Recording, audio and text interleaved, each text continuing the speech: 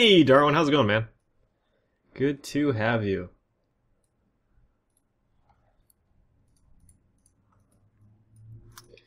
Cool, cool. Already starting off the good. Starting off with Darwin on stream. That's good. A little bit of setup, and we are gonna get started.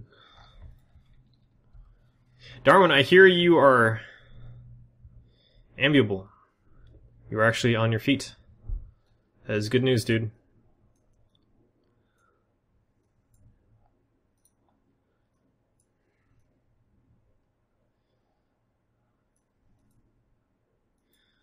Alright.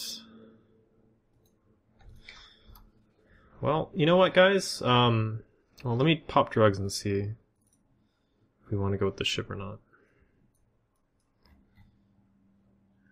That's gonna mean we need drugs.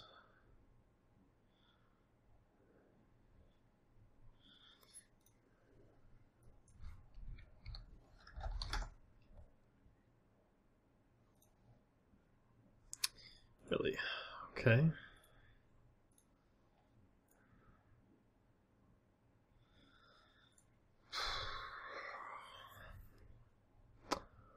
Okay.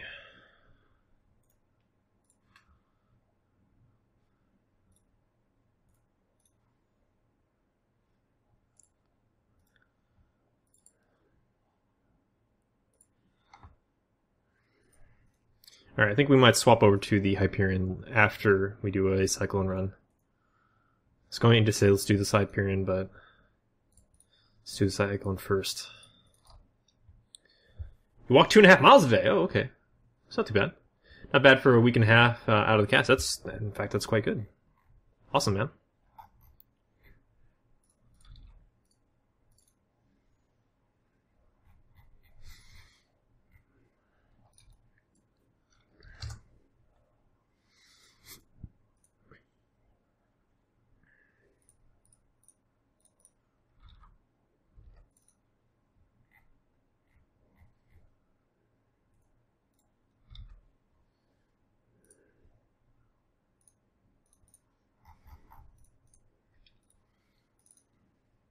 Hey, Nick Sarn, how's it going, man?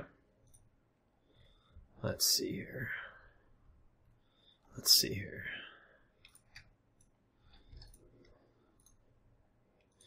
Let's make this ship a little bit more Minotaur. Let's throw some trash in there. Hey, Coop. Blackest hole, Eve, Dead Part. Darwin, I did not know you were a fan of KFDM. I actually just signed up for Spotify, so I have a Spotify account now. I actually have a little tile down below where I think it shows my activity. You can follow me and stuff. But I've been listening to a lot of their more recent albums. I think the last album I had listened to was either World War III or Adios, one of the two. One of those ones that came out in like kind of early 2000. So I've just been catching up with all their latest releases, and I'm not impressed. I've only gotten to, I think, their 2008 releases, so I don't know if it's getting any better, but I have not been impressed by their latest stuff. Is this 12 billion IS giveaway stream? TQL, here's my wallet. Here's my wallet, man. I actually had a little bit of issue considering whether or not to get an Exile and Drop Hill. I could not afford 2 boosters at the same time. Let's just say I need to do some loot runs from low sec to high sec to sell some stuff. I'm sure I'll make some money back that way. But I have like less than 100 million ISK between my two. I had less than 50 million ISK between my two accounts liquid. I'm kind of low on funds. I got a lot of loot that I have in low sec I need to go sell. I just haven't had time to do that. Pretty much when I jump on Eve, I'm usually streaming. So this is not the Billions ISK giveaway stream. Juke joined Jezebel. Oh, that's awesome. Anarchy's probably my favorite, and it's actually on this album. This album, I don't really understand. Like when I read about this album, people say it's not very much a KMFDM album. It's very atypical for KMFDM. They had a lot of mashups. They had a lot of other artists kind of do their own thing in this album in symbols. But it is by far my favorite KMFDM album because of it, I think. Yeah, the late 90s stuff, yeah, that sounds about right for me. Same here. The only thing that sucks about your YouTube videos is I miss out on the conversation. Oh yeah, Dinkle, I know exactly what you mean. That's why I, as a listener, am not a huge fan of YouTube. I actually, when I am part of a stream, I do like to, well, normally I'm a lurker, praise the lurkers. But occasionally I do like to pop in and say hello and talk. That's especially true if it's a game I play actively, like EVE Online. I like to comment quite a bit. Donations welcome! Always! Donations are always appreciated, though usually not solicited, so... Yarr. Hey, Walshy.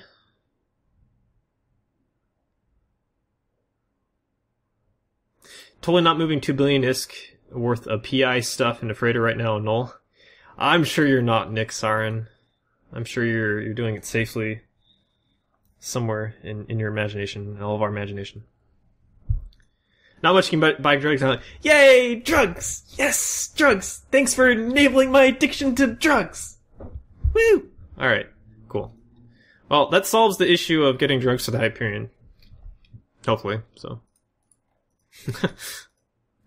Because I was thinking, if I get some bad drug rolls, I literally can't re-roll my drugs because I don't have the money for it. So, yeah. Some good points. Most of them are bad, but some good points. I agree with you, Dinkle. 100%. That Sard guy, man. He's really hitting this. Wink. Wink, wink, wink, wink, wink. Lolster TV, no. I'm not. I am poor. I am space poor. Asset rich and space poor.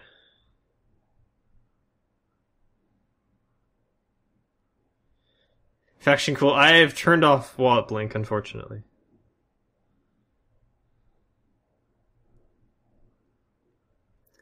No, enable my... Dinkle, do you understand nothing of the stream? This is a cat gif and combat booster appreciation broadcast. Sponsored by Essenwiz. I wish, not really. Man, that's an advertisement I do need. I need one from Essenwiz for this page right here. That's where I need some ads. Is from like an organization like Essenwiz.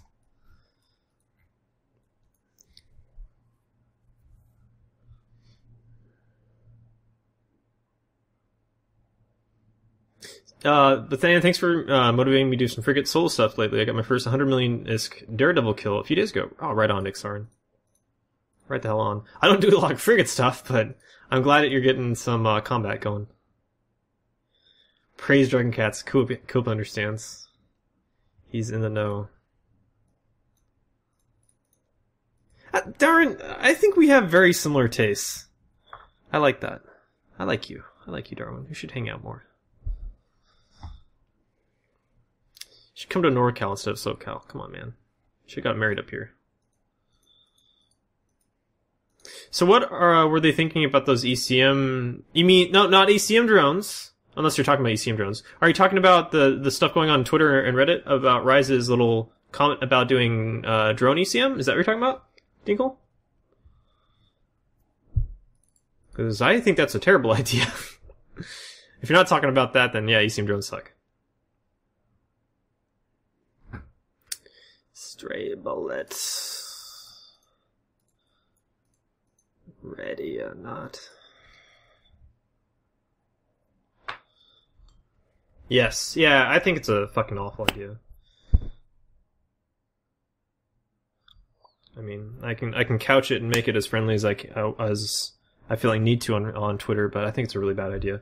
So, for those of you that are not in the know, Rise, I think like a day or two ago, put out a tweet about drone ECM, and I'm actually going to kind of pause here in my room and go over to the tweet.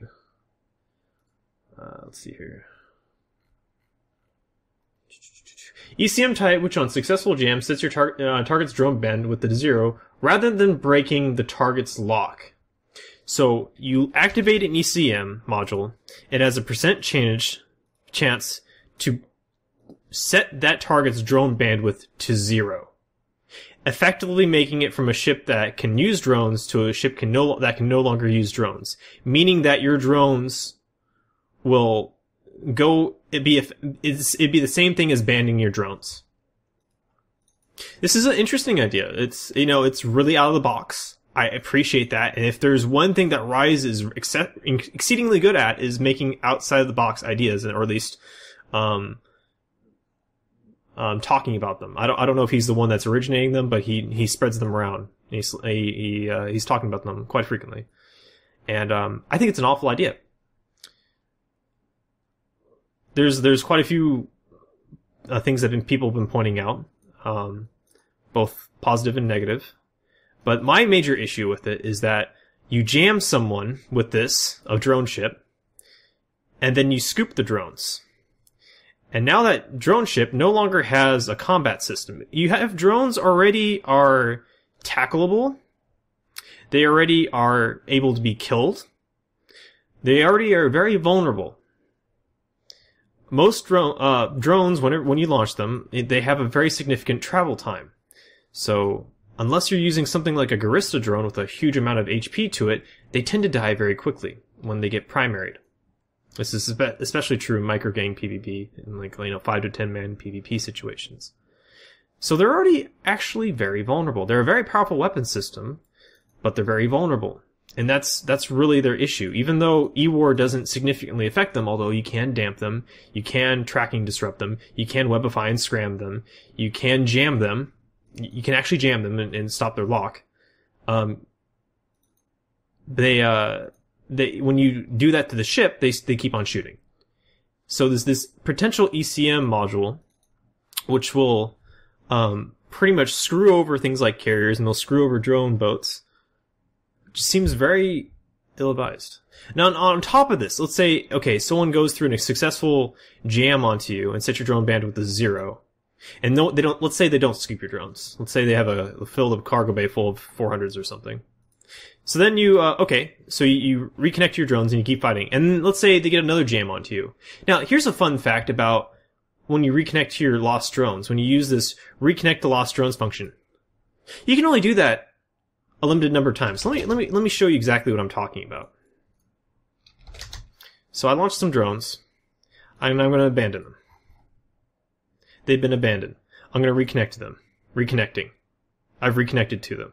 Awesome. I'm going to abandon them one more time. Okay. I'm going to reconnect to them. Oh wait, I have to wait a minute to get my drones back. Well, if I'm in a Vexor with a single, good damage flight, or a Vexor Navy issue that has a single DPS flight, that's me without my damage for a solid minute. I'm fucked. It's an interesting idea. I don't like it. There's a couple of reasons for it. It would require a lot of different changes to the game. So, as far as a developer goes, I think it's a very brave idea, and I like that direction, that line of thinking, that outside the box thinking. I don't like the idea. So, if I sound kind of angry about it, it's because I just don't like the idea. It's not that I don't like the line of thinking.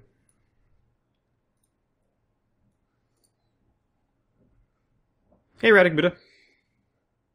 Rambo, I think it's a troll tweet as well. But there's been a lot of people that have not been taking it as a troll tweet, so I kind of feel obligated to address it. Is it Rise would have said he would replace the current ECM with drone ECM? We talked about that, but adding another ECM mechanic is a horrible idea. Yeah, I agree.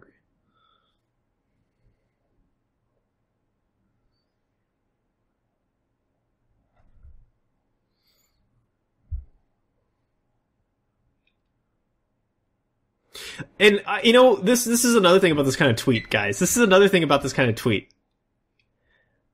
A game balance developer throws out a random thought, and people lose their ever-loving motherfucking minds. I think I said this during the little podcast thing I did with Rick Javix and Baki, and I've said this in the past, is that balanced developers and developers in general aren't really allowed to express their opinion. Because people take it as fact. People take it as, this is something that's coming down the pipeline. And then they'll go insane. And that's, I think, a really big reason why developers, or especially balanced developers, have taken to this frequent posting of metrics. These are the metrics that we're using. This is why the ship has to be balanced. This is why this balance effect was a good choice. We have better ship usage, or this has reduced the ship usage of blah blah blah XYZ. It's numbers. It's numbers you can throw at someone. It's like, hey, there's numbers, guys. And that way they don't have to express their opinion on something. Because for whatever reason, developers are not allowed to have opinion. Because there's always going to be people that disagree with it. Kind of frustrating.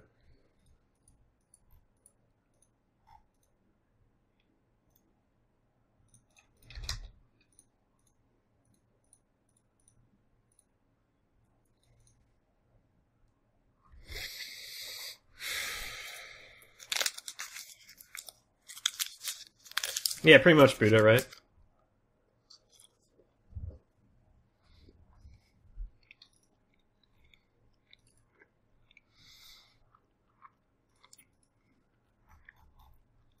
It's a solid 8 to 10 man gang. Probably going to be in frigates. Maybe a cruiser gang. SOZ usually runs in frigates.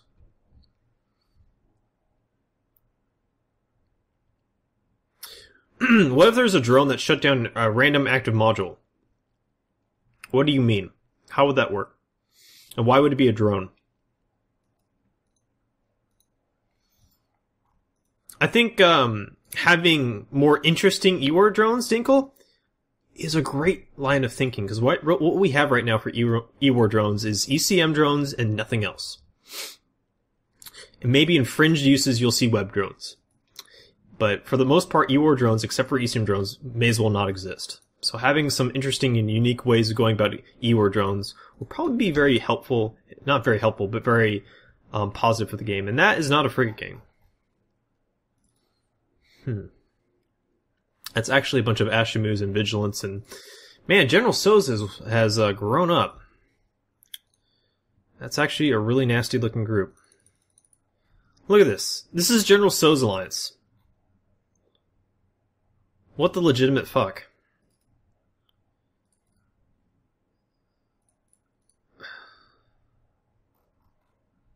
Where's the logistics? You have a great gang like that, you have logistics. I don't think General SOZ is that brave. Oh, that's terrifying though. They got 90% webs, they got range webs. They have how many 90% webs? 2? Jeez. Hey, Lost Muta, how's it going, man? Myrmidon. Tito and a Myrmidon.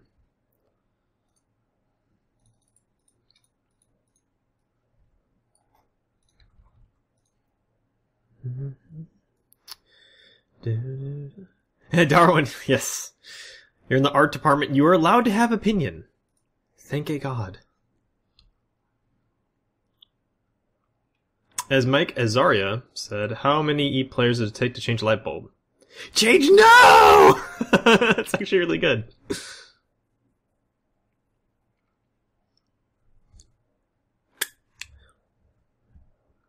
The only thing right now is that we have heat bonuses, which reduce heat buildup. Yeah, that is pretty boring. I agree. It's like I guess it's not all that boring, but is this guy seriously Lynx? No, he's got some guns, and he's got what kind of effect is that? What is this? Doesn't look like shield hardening. Looks like just a sensor booster, but I've never seen the sensor booster have this effect on the ship. Maybe that's new.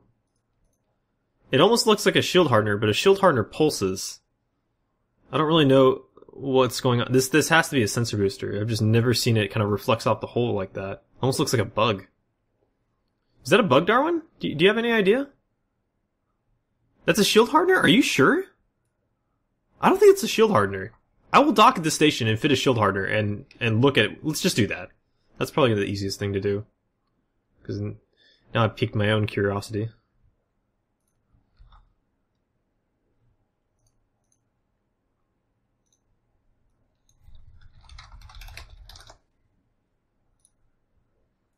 Let's buy an overpriced shield hardener for science!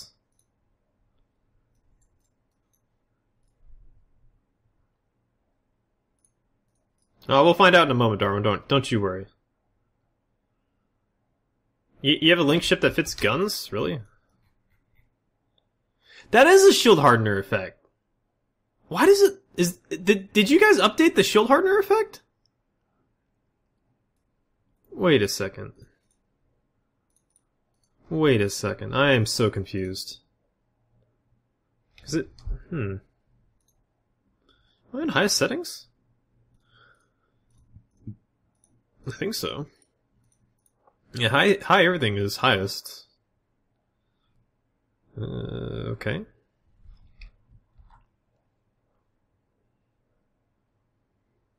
Maybe I'm just really out of the loop because I don't use invulns that often. Yeah, I guess you're not mad, Nixarin. So that guy has an active shield tank. Alright, so if I activate my booster, it's like electricity, right? Yeah. Okay. So the hardener is a soft effect, and then the booster is like electricity running over. Alright, I was actually under the impression that electricity effect was the hardener, so I was just... I'm done. I'm space rich now? Am I space rich? Yay, money! Yay. Okay, well that's enough for insurance and stuff for quite a while, so... Thank you guys for spotting me a little bit of money.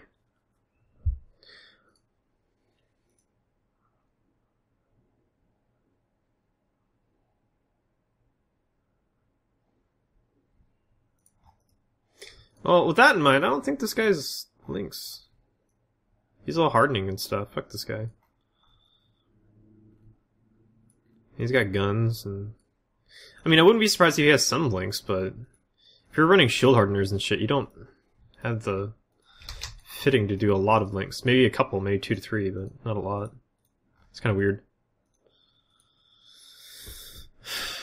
Anyway...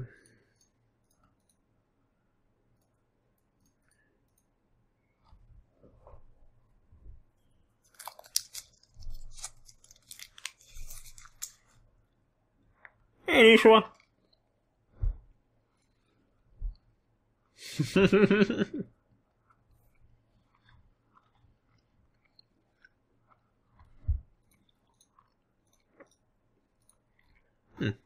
There may actually be things over on the Telgate.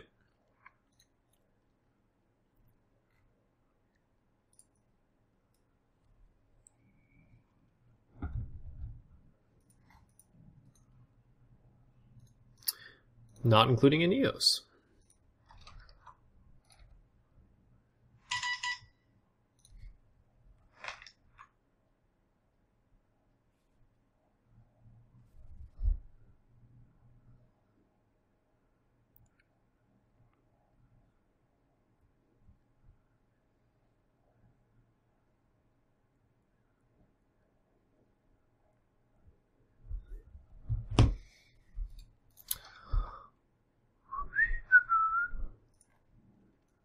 Okay, going this route, I have not gotten a fight in a very long time.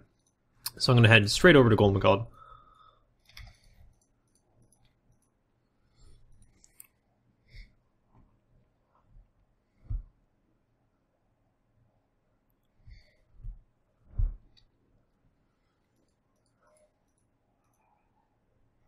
Swap back over to CN ammo.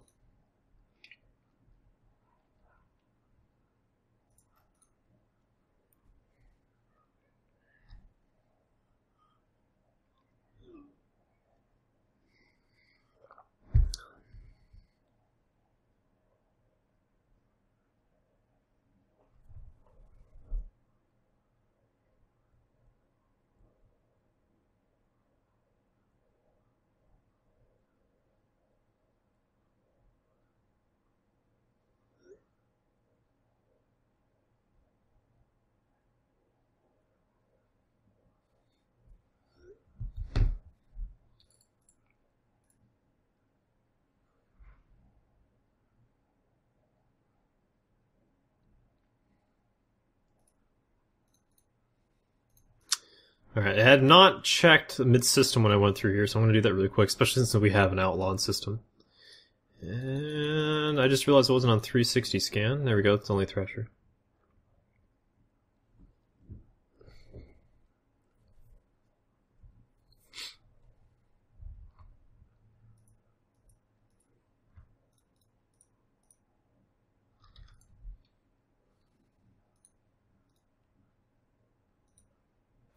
Confessor. Okay.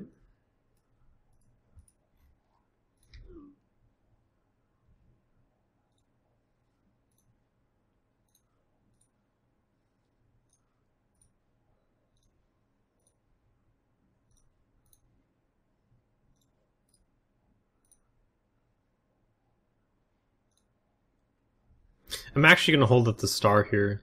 I'm assuming that this guy is farming, but if he's actually looking for PvP, he may be scanning for stuff. Although, what I can do to try to give him an easier time of finding me is looking for an outpost that is nearby, which is what I'm going to do right now.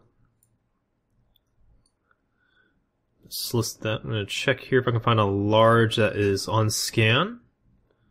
There is not, so I'm just going to hold the sun and wait for him to scan me.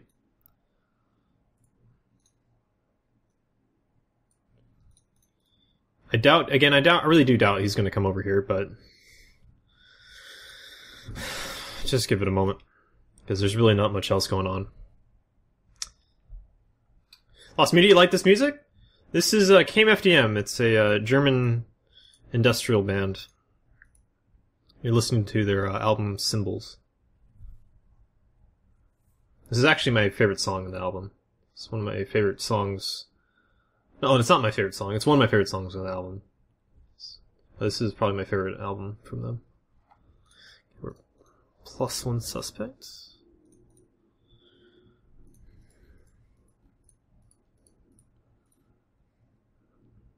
I come here for the music.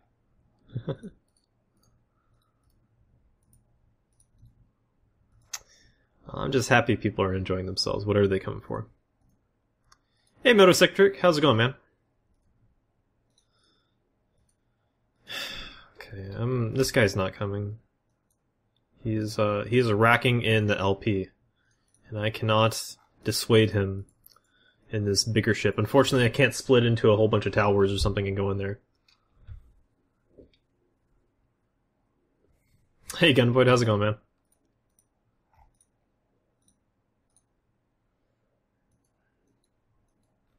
Still trying to think if you want to play. Oh, you're still trying to think if you want to play EVE Online? Well, keep asking questions, dude.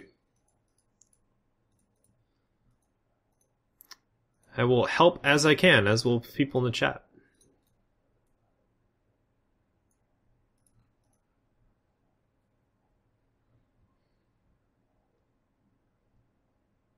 That splitting should work. Well, unfortunately, I didn't bring enough garbage, so I can't catalyze the splitting into towers ability. So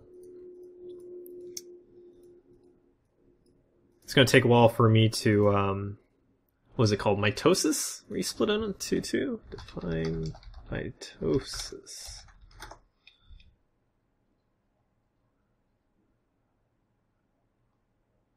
Yes, that is one of the types of cell division, mitosis. So splitting into a whole bunch of similar things, but not quite mitosis, because that would mean splitting into two cyclones by that definition. Be different.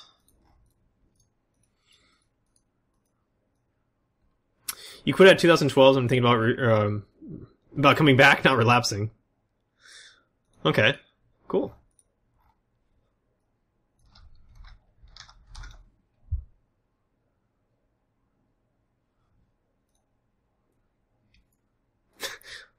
I guess if you consider EVE a problem, it'd be a relapse, but yeah. Gotcha. I now understand what you mean. Ah, so these guys are over here. I could try to get the Tengu. Tengu is not moving. Oh god. Do I do this though? Bashar is usually really good about being bumped. And they have a really nasty gang.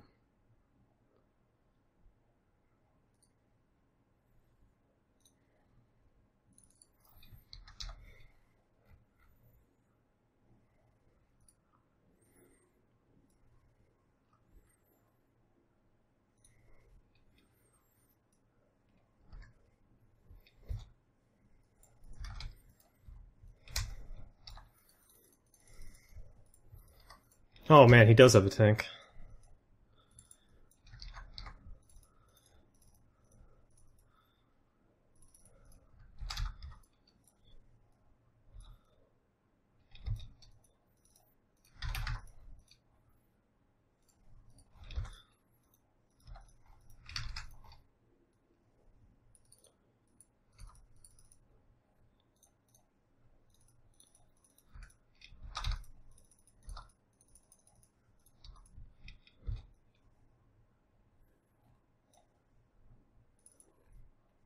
Here comes Symbol.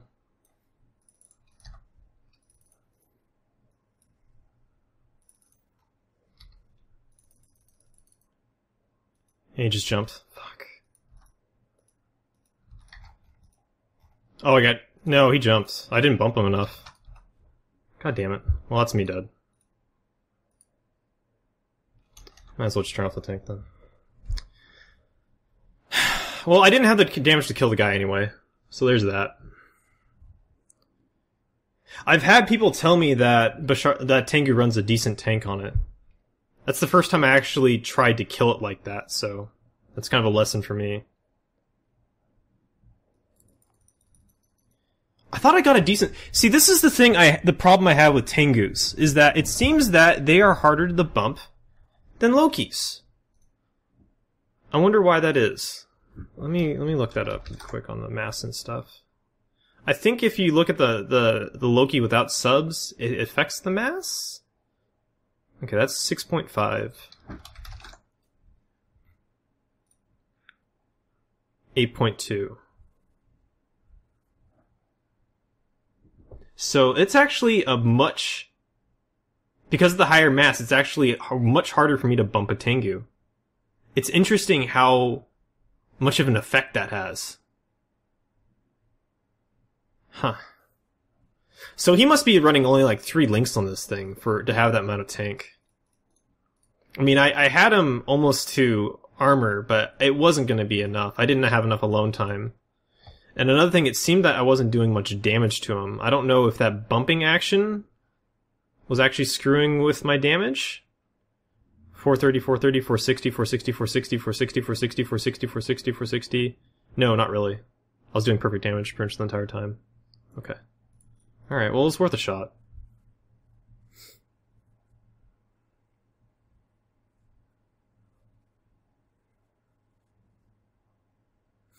I think it's also the 3D model that results from the subs.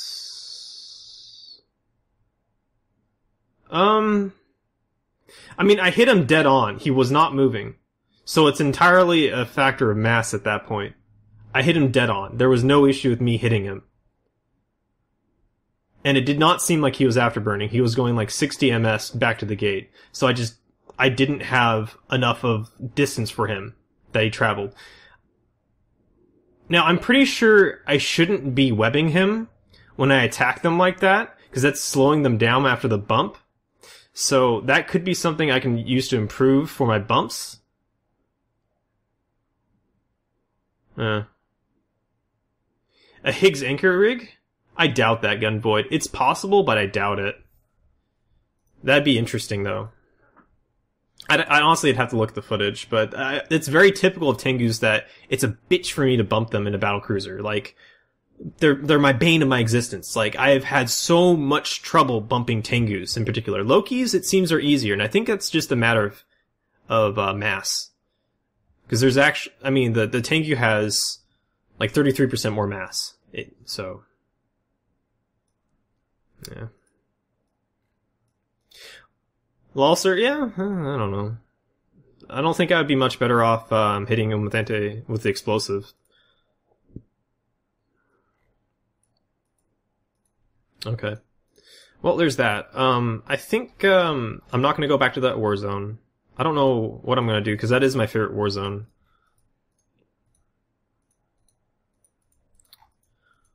Right now. I mean, I could try Calgal. That's probably the way to go. I don't think taking the Hyperion over there is going to be a good chance for a decent PvP.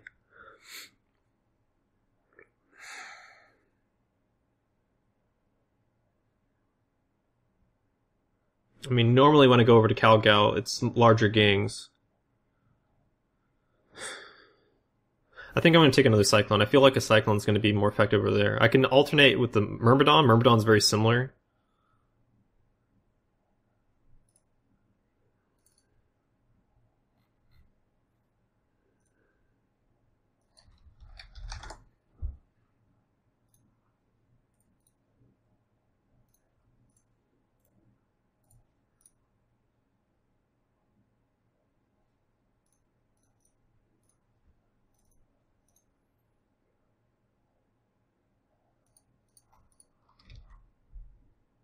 Yeah, Nisha, I'm pretty sure it's mass. I'm quite certain it's mass.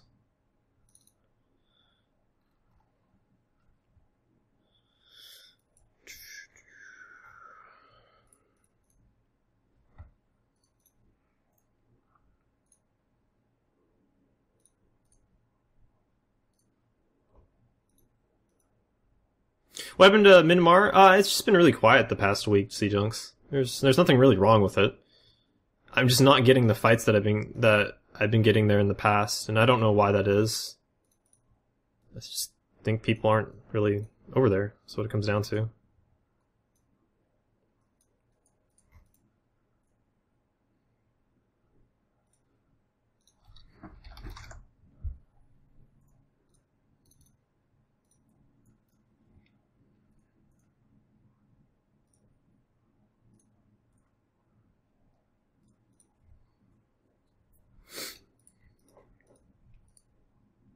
Starcade has all drug skills to 5. Yep.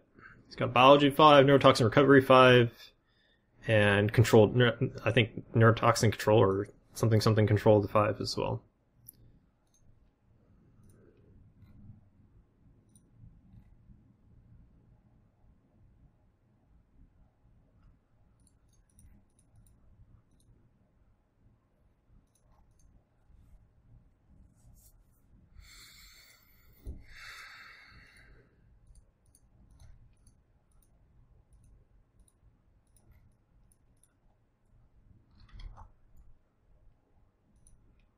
Yeah, I've had those for a very long time. I've been an avid drug user for a very long time in this game. Most games, really.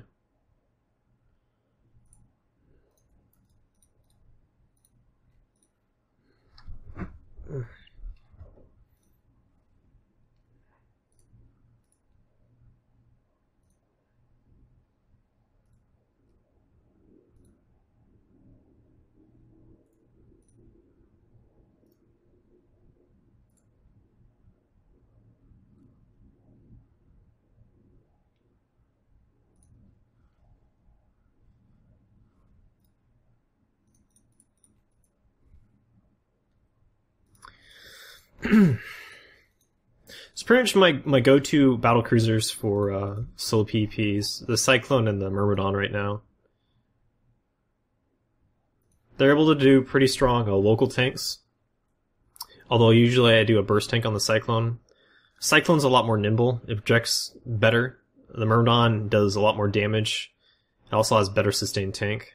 Both of them have utility, well, I opt for more utility on the Myrmidon, but both of them have utility highs, a lot of utility highs. Both of them have 5 mids for decent tackle, MJD, MJD. So it's pretty much why I enjoy them so much.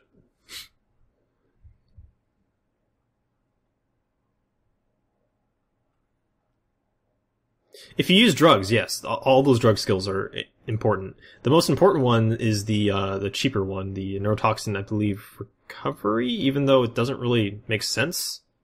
I think they have those names really messed up. So if I go over to neuro enhancement, so this, I believe, control, it's the severity, yeah. Okay, control is the prerequisite for recovery. Recovery is the more important one. So for whatever reason, the skill that reduces the chance of getting the penalty is called recovery. The skill that reduces the effects of a bad trip is called control. These names are mixed up. They should be different. This one should be called this one. Recovery should be the one that reduces effects. Control should be the one that reduces the chance of something happening in the first place. But that's just, it's been that way for as long as the skills have been in the game. The most important one to train up is the higher rank skill, the rank 5 skill that reduces the chance of that happening. Because it's always better to not have a drug effect in the first place than to reduce the severity of that effect. Alright, Nisho, have a good one, man. No, recovery is not the expensive one. Control is the cheaper one, but it is the expensive one. So if I were to try to look up this guy in market, it's hundreds of millions of ISK. In GDA, it's probably around 200 million ISK. If you were to look at recovery on the market, it'd probably be around 40 million ISK. Yep. And the reason is this guy is, I think it's a little bit rare, and it's also the requirement for neurotoxin recovery. So you have to get it. You don't have a choice.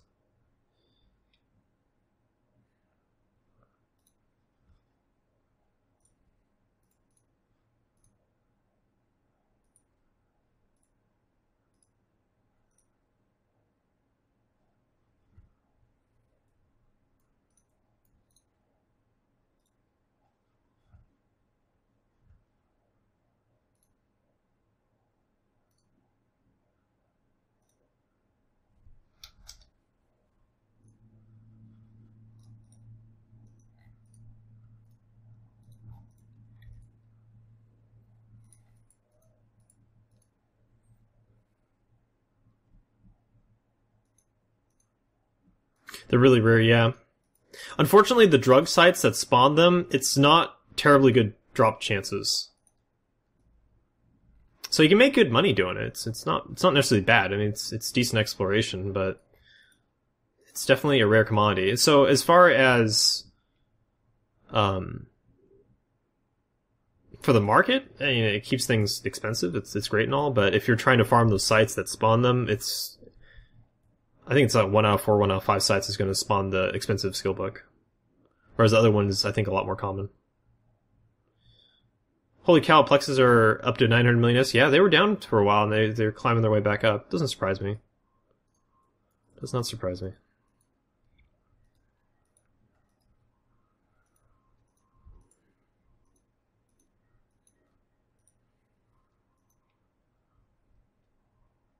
I remember when they were around 300 million S. A little bit under 300 million S when they first came around. Can I fly Marauders? Yes, I have Marauder skilled 5. Have I ever PvP'd with them? On Tranquility? Yes. A couple of times.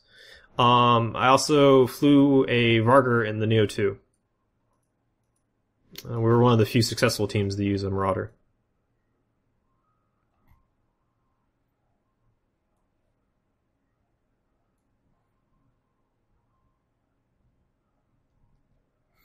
Yeah, that's true, Gunvoid. There's also a lot less ISK in the game as well. There's a lot more ISK in the game now, so you have inflation. I don't know if the term's exactly correct, but there's just a lot more money, so money's worth less.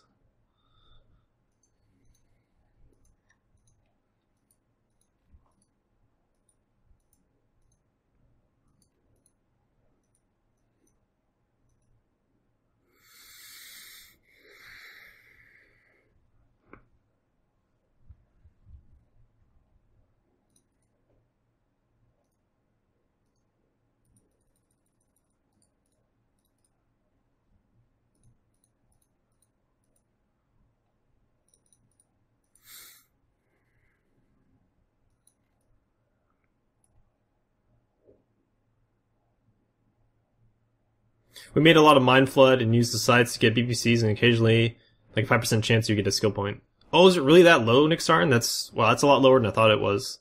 I don't remember it being that low, but I also didn't run, like, dozens of those sites. I only ran a few.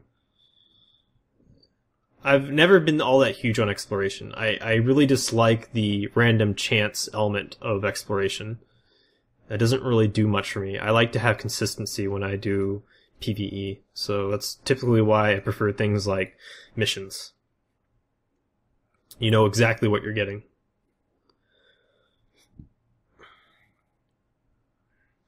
Inflation is surprisingly low. Yeah, I mean, I guess when it really comes down to it, when I think about the cost of, like, a gun, or a module, or a ship, it hasn't really changed much. You're right. You're absolutely right. So I'm just not savvy enough in economy terminology for me to really, I guess, say what I mean, but I guess there's more money, but there's also more players, and you're right that there's more income. It's probably the big thing is there's more income. It's easier to get expensive stuff.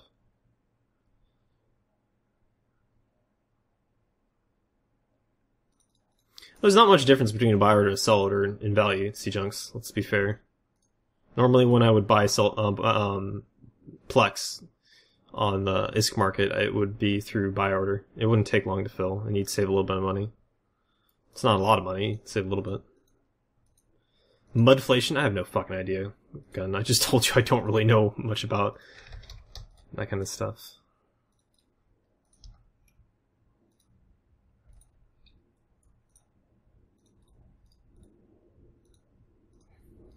Get to that chopper! Chopper! Chopper! Exodus? Get out of here. Get out of here. Oh, shit.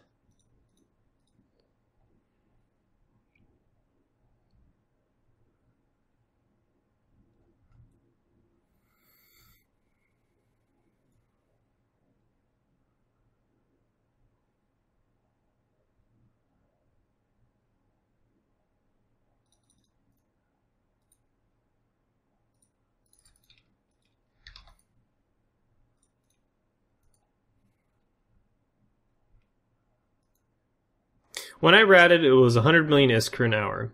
I do level 4 now, and it's nowhere close. What do you mean? So it's worse? Better? What do you mean, Dinkle?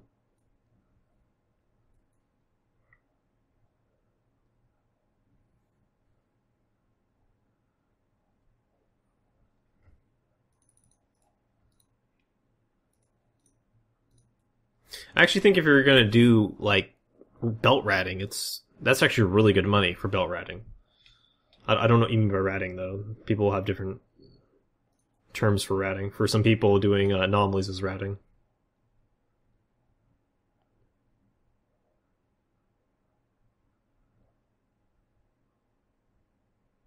Yeah, so when you're talking about escalations, that's anomalies. Whenever I think about ratting, I think belt ratting. That's what I did back in the day. I've never really did anomalies for making money. That's just because I stopped doing ratting before anoms became a thing.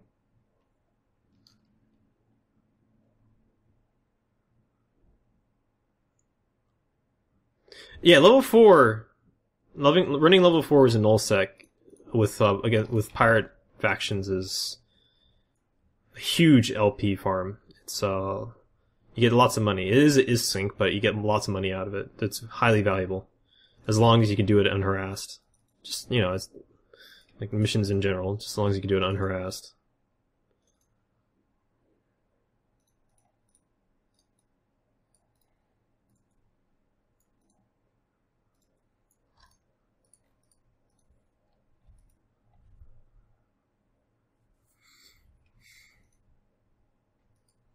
It's good Isk with the hauler spawns, yeah. Well, here's another interesting thing to me about the hauler spawns and stuff like that. And this is how I view a lot of different types of PvE. It's like the opportunity cost. Like, okay, so you have this valuable thing that happened in the belt. You killed it, and you have some minerals that dropped. So then you have to go dock up wherever you hold ships, get a hauler, haul it, and then get it back. How long is that going to take you to haul it? What if that system was like jump over from where you base out of? And what if it's going to take you multiple trips to move whatever you found in the belt? I mean, that could take 5 minutes, 10 minutes, 20 minutes. How much money would you have made in that time?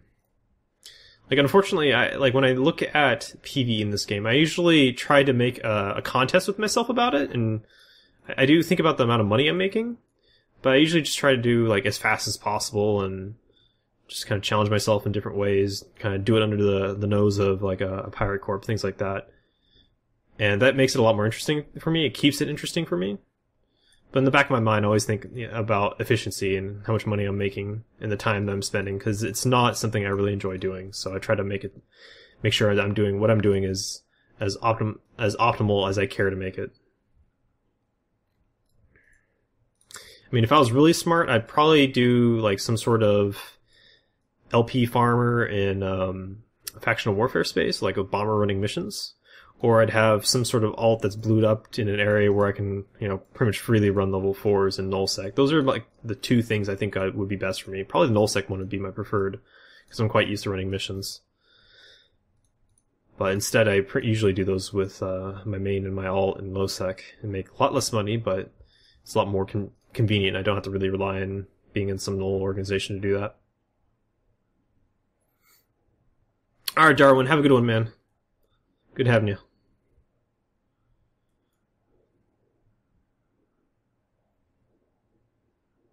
How do you get to null without dying? Well, there's kind of different levels to that question. If you don't have friends in null, then there's many different aspects of the game that you can use to your advantage to know whether or not you are going to have a hard time. You can look at map statistics. That's your pretty much your first kind of starting point when learning who lives there, when do they operate, looking at map statistics and seeing how many people are active, how many ship kills were in that system. You can use out-of-game tools to do the same thing, looking at a map and looking at the recent kills in those areas and who are killing them and when do they play, things like that. And then flying out there, you kind of normally what I do when I'm going into a new area is I scout it out. I usually try to use fast-moving mobile ships, and then I get a feel for what's going on in that area. So in this case, nullsec, I fly an interceptor through those regions and see who does what and when. And that way I know when I can do things safely and when it's dangerous to do things and where it's dangerous to do things and what to expect as far as that danger goes. Because it may be dangerous for one type of ship and not dangerous at all for another type of ship.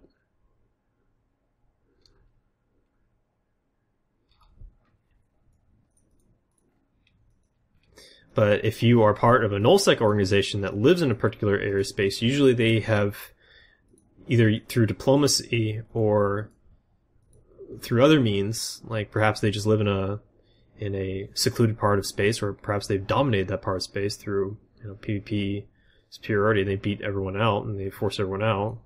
However they did that, they may have just made it secure, that airspace secure, so it's not any more dangerous than say lowsec. I would say nullsec for the most part, for people that live in nullsec, is a lot less scary than lowsec. Lowsec, anyone can go in there, and there's quite frequently people that are camping.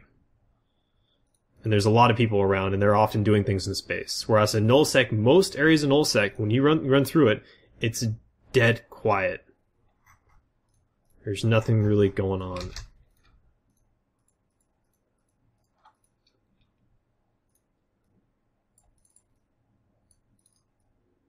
Where the fuck did that guy go? Looks like he went to like a mission site. Okay.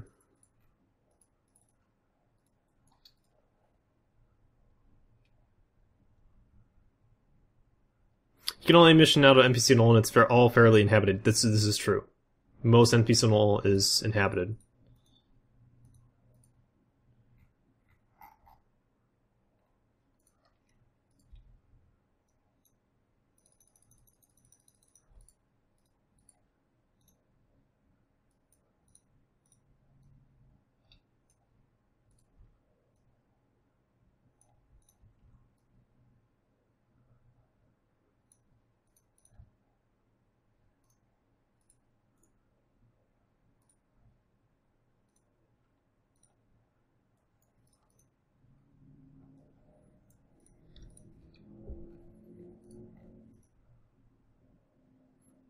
Yep, I mean, actually ratting lowsec isn't all that bad, Shinobi, you're absolutely right.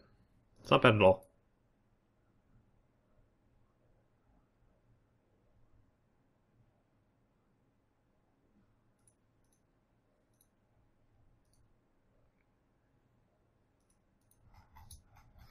Something tells me that Ferox is running ganglinks. Yep.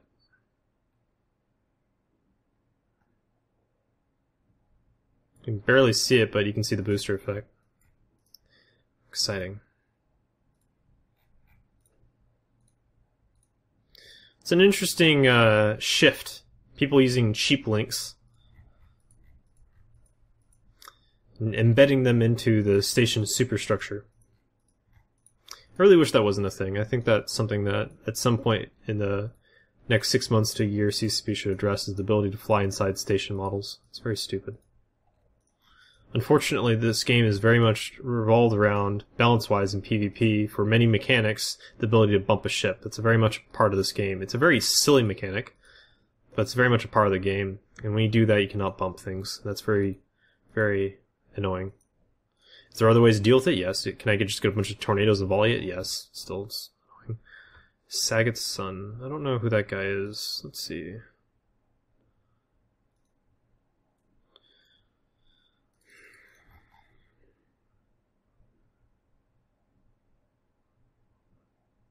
Ardraw is just a organization I don't really like fighting. They tend to fly expensive stuff, powerful stuff, things within the very powerful within the meta, and they tend to have like at least 5 or so guys.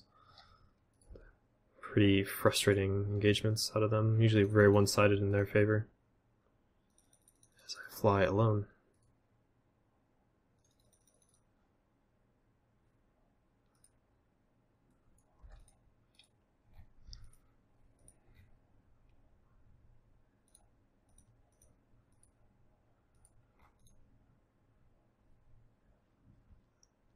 It's actually a good song.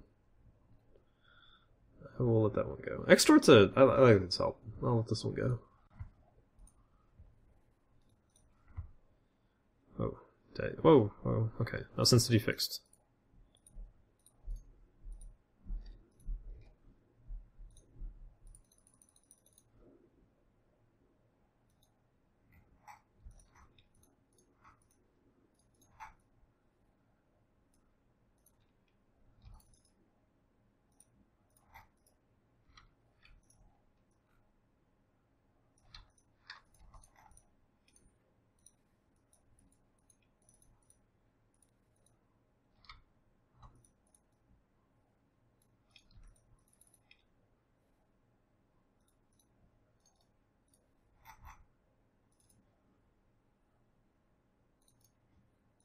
So Tristan is with the rapid duders. But I'm not seeing much in space, so I'm not too worried. If that Tristan tries to get tackle, wouldn't be surprised that the Orswords and stuff's going to be soon after him. And I do see people jumping in. Let's see if we can watch local and do a good job watching local.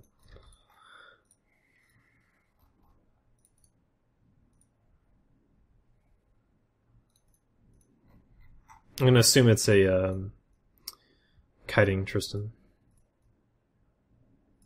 Is that Griffin again?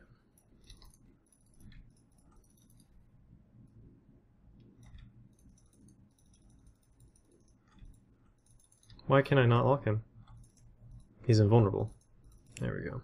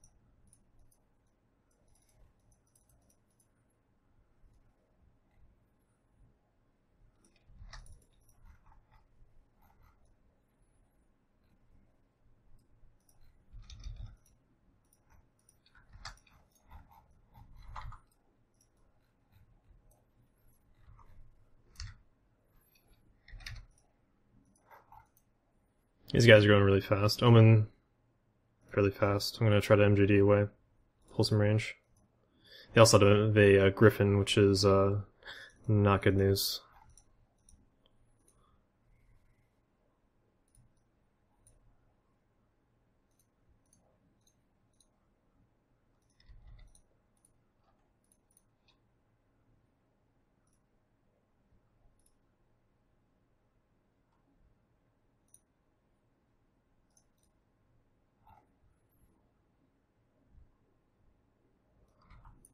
Okay, and they have MGDs as well.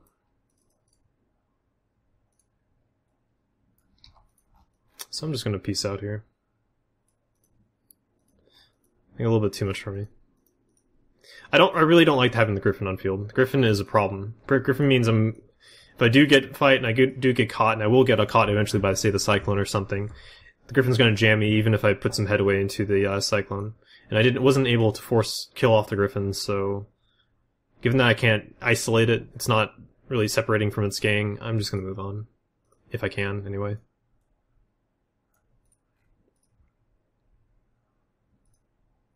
Hopefully no one comes in at 100.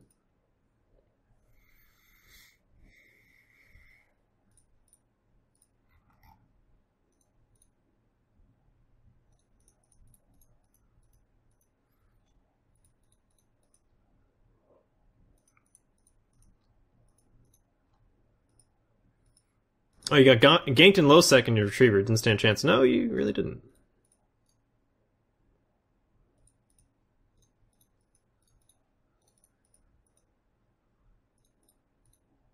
Do I have suspect? I did take suspect shooting that griffin. Okay, well they're going to be able to chase me without much of an issue if they recognize this, and it seems they do recognize this. So gate guns are not going to help me out.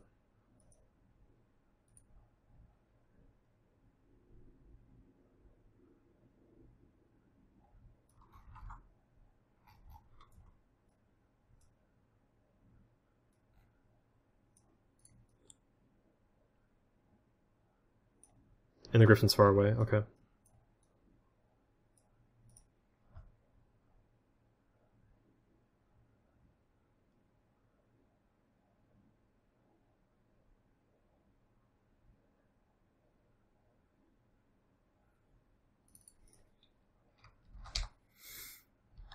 Little does Pure know, I have nothing really valuable in my head, so there's that.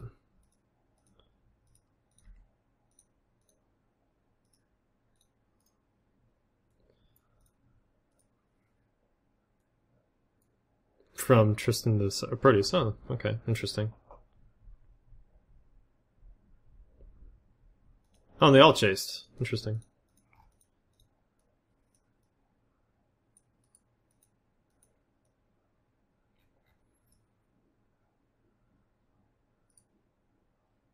Here you go. Let me just show you what I'm rocking right now, because I know you're watching. So I don't know if that's going to change your opinion about doing that. It's just helping me out.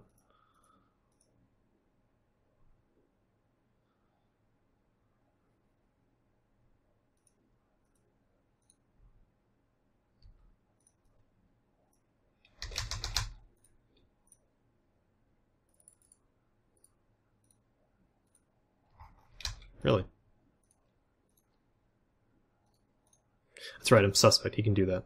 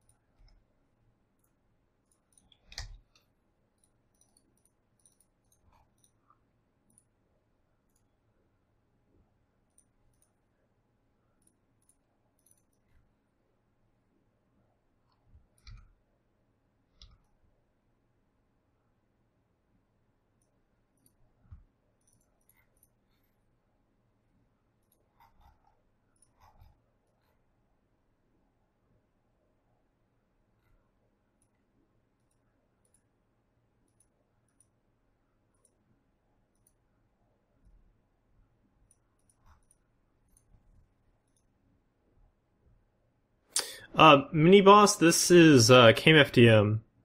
It's their album Extort. The song is called Apathy.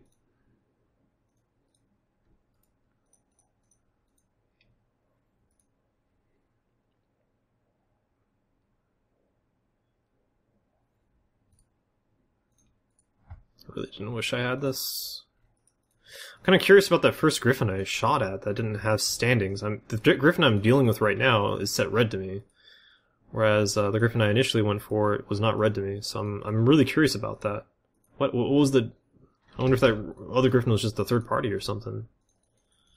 That really kind of screwed over my engagement here, because I don't have friends in my sentry turrets.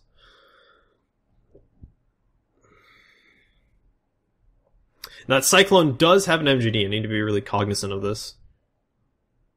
It's also going to be fast, and it's probably going to have a scrambler.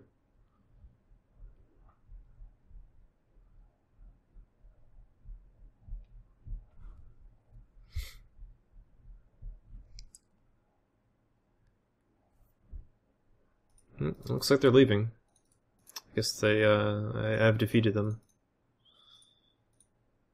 I do want to fight them, I can't fight them the way they're playing. I can't do anything until I deal with that griffin. Like, even if I were able to, say, isolate the Vexor Navy issue, whatever, it means nothing because the Griffin's going to jam me. It's already shown that he has some level of jam chance against me. Some decent level of jam chance against me, so... Ooh, this could be an MGD. Looks like he's warping. I can't look at him. I don't know if that means he's MGDing. I think that means he's warping. Not MGDing, but warping. Yep, there he goes. Or cancel warp? I don't know.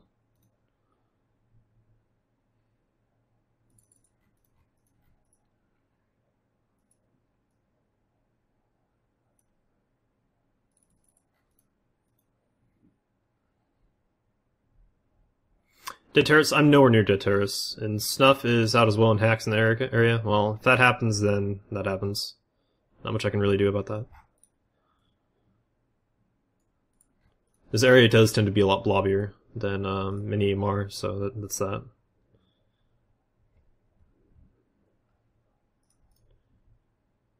I'm not seeing the Griffin. That's a thing.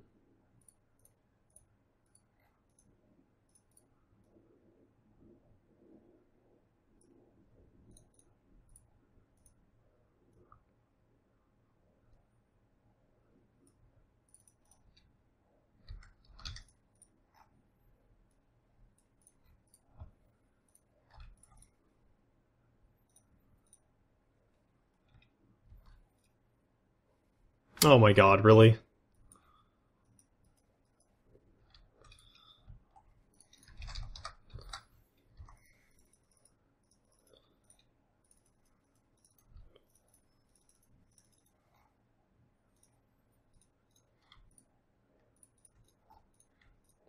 NATO as well. Yikes. That's autocannons.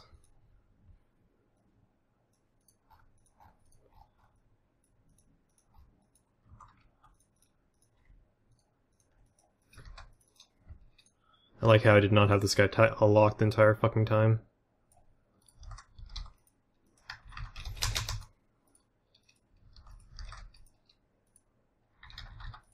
This is gonna take too long to kill him.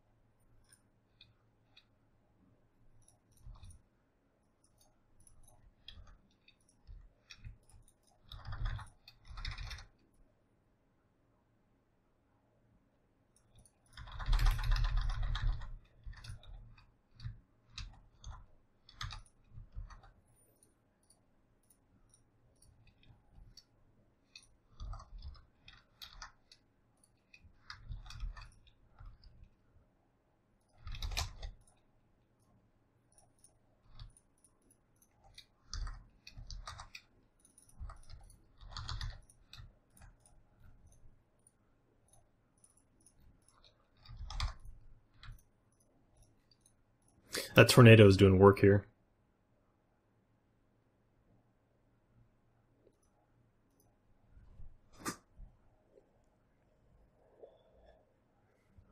No Griffin. It was a much more interesting and enjoyable engagement, I think, for me, and I hope for them as well. GF, GF. I messed up my boosters, my reppers there. I probably could have gotten at least 2 to 3 more cycles. I might have killed the Executioner if I had not instead of overheating my Tech 2 medium armor repair, turned it off, which kind of raises this little thing I sent to Karker. I've not received any communication back about. And I'll kind of look at it right now just because I think it's a good idea.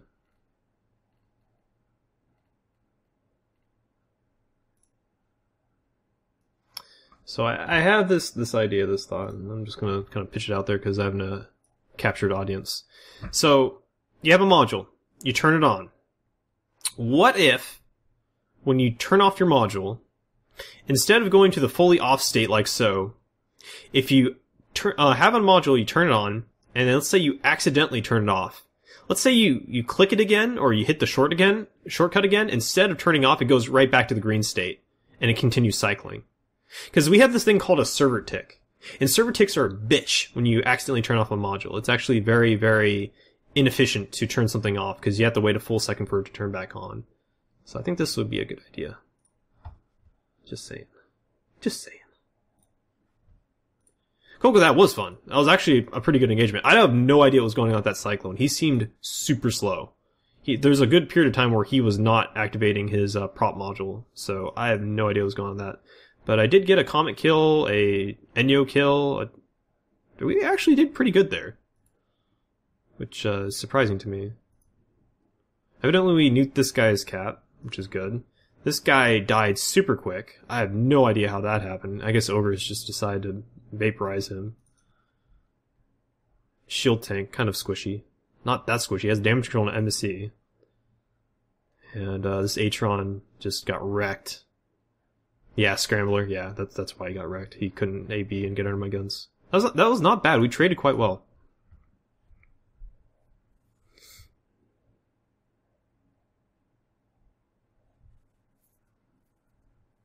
Yeah, I mean, Karker didn't. I don't know if she saw it. I don't know if she cares. She hasn't acknowledged it.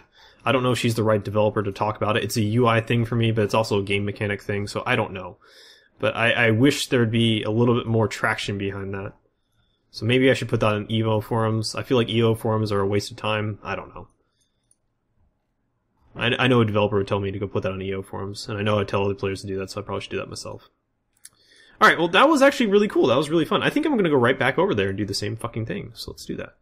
I'm gonna take a different ship though, just cause. Just cause variety.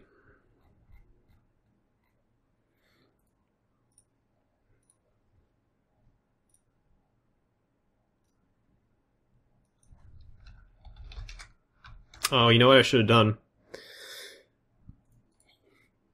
I should have waited until my booster results before putting that implant in. It's a nothing implant. It costs like $1 million ISK, but if this is a bad booster drop, then I'm probably just gonna get myself killed. That's actually really good. Nom nom nom nom. How's the other one? Oh my god! Okay, I'm gonna kill this clone. It's actually two penalties I don't really want, so I'm gonna let myself die. It would even be better if the module would not turn off overheating every time it stops cycling, only if you... Hold on. Hold that thought. I know you've said that like a zillion times, Rambo, but hold that thought. Who is going to kill me here? I want one of you to kill me. I want you to kill me. And I want... Who else do I want to kill me? I want you to kill me too. Helmet Chick, you are the one to do this. You can do this for me, man. And Zeb is actually a bro. Zeb can kill me as well. Hey, look! Brooks bro. What's up, buddy?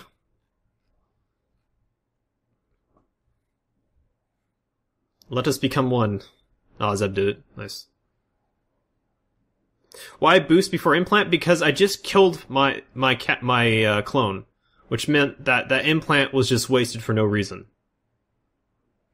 Because I have no implants except for cheap implants, I can actually kill myself over and over until I get good drug rolls. Because mechanics. Explosion. Oh, that's not great. It's not great, but I'll go with it. That's acceptable.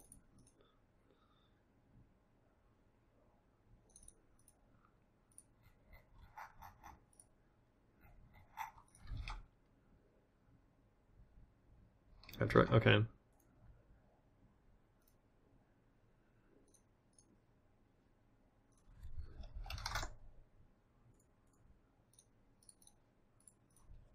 Thank you, Zub.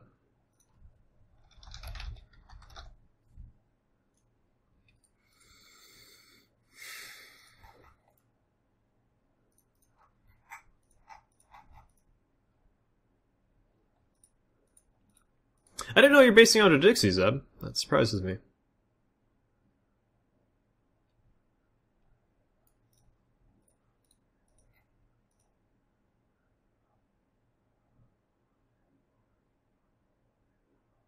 A clear indication of overloading would be nice as well. You have that tick mark. You have this green thingy. God damn it! Oh, I forgot the implant. Fuck. All right, we'll shove that in. We'll head back. Yay, wasting time. I think this does a really good job of showing heat. My biggest complaint about heat, and I think this may be what you're getting at, is that when I try to turn heat off, or I try to turn heat on, the blinking effect often is very slow and is not intuitive. Like, sometimes I press the shortcut to turn heat off, and it does not show the blinking effect. Or it just doesn't seem to really show. And an issue that I really have is that when I have an online module, it glows green. And it's the same color as the overheat color. It's just the overheat is more brilliant. So it's actually kind of a bad pairing. Why would you put the same color? I'd kind of rather it be a different color.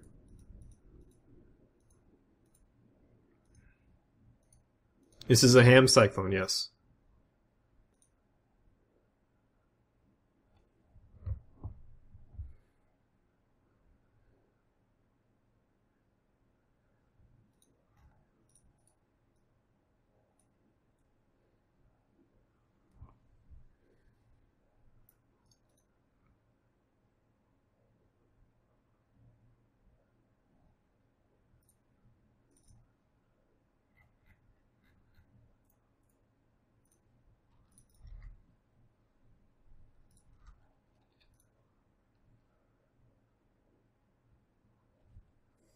Oh, I don't watch TV, Andrew. Only TV I watch is Twitch. So, unfortunately, I'm not going to watch that. I've seen a little bit of Letterman. It seems like a decent show. I just don't watch TV.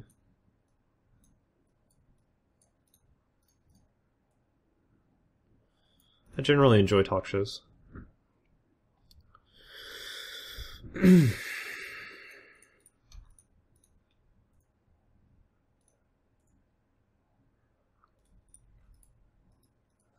Take us away.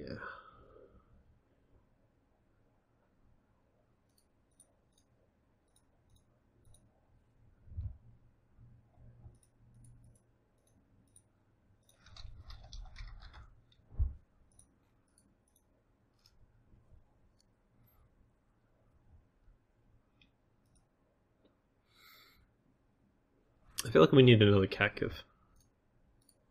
I feel like this is actually a thing. This is very important to me. We'll go with one of the ones on Nishua gave me. Boop! Big old fat kitty.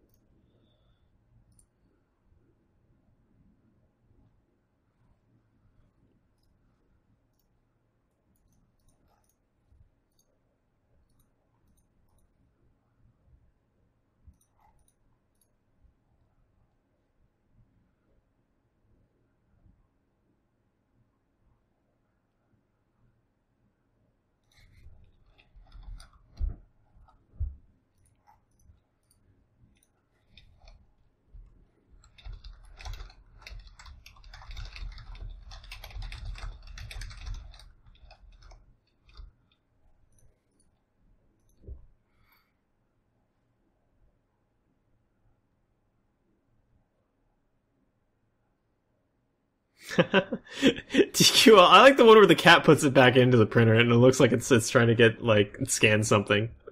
I really enjoyed that version of the GIF.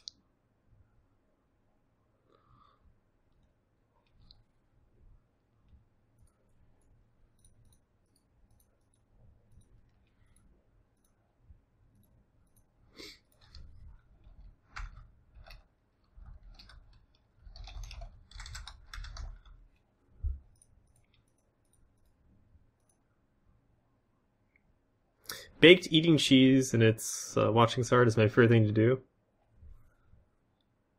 This might be too stone. Right on, Coco. Dude, I actually haven't seen you in a little while. I don't know if you've been busy or what have you, but it's good to have you, Coco.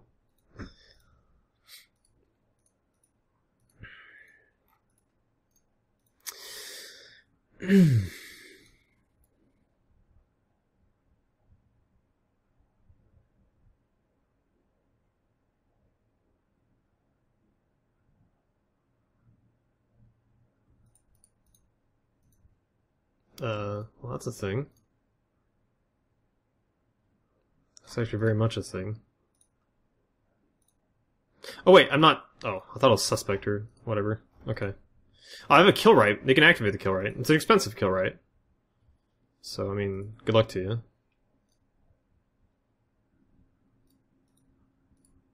Thought it was suspect for a moment there.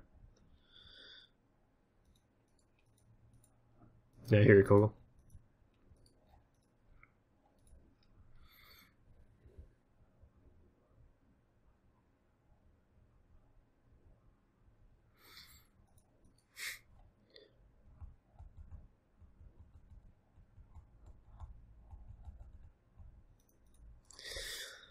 So for that fight I just had, I'm actually kind of curious what would really have done better. I think actually the Cyclone and the Myrmidon would perform very similarly in that situation. The Cyclone would have been able to pull more range, but it's not really as efficient at dealing with frigates, potentially anyway. I have a ship drone damage bonus, then I have 2 drone damage amplifiers on that Myrm. So on light drones, they hit frigates pretty hard. I don't know. Those frigates also didn't seem to try to get under my guns all that effectively. That's, I think, why I ripped them apart as quickly as I did in the amount of time that I had. And I didn't have a lot of time to shoot frigates until the Tornado and the Cyclone were on me. God, that Tornado was doing good work on me. Oh my gosh, I kind of afraid to look at the logs.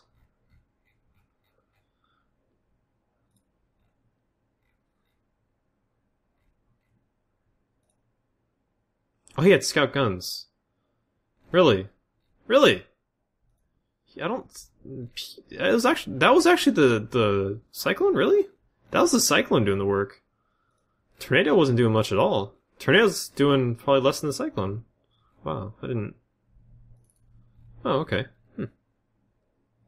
Wasn't expecting that. Wasn't expecting that at all. Yeah, that was all Cyclone damage. Wow, okay. Tornadoes, I mean, they can put out around 800 DPS, and that's a damage that'd be applying quite well to my Cyclone. My Cyclone probably has a signature of probably around, what, 270? Yeah, 270. 276. And the sig res on Tornado's guns is 400. It's a little bit of a tracking issue, but not that big of a deal to get good application. Not that bad a deal at all. Battleship-sized guns do a pretty good job of hitting battlecruisers.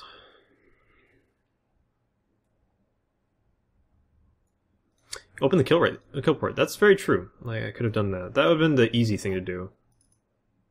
Yeah. Yeah, that Tornado did nothing. That's really surprising to me. That was all the Cyclone. So once that Cyclone finally burned into range, his rage missiles did a number on me.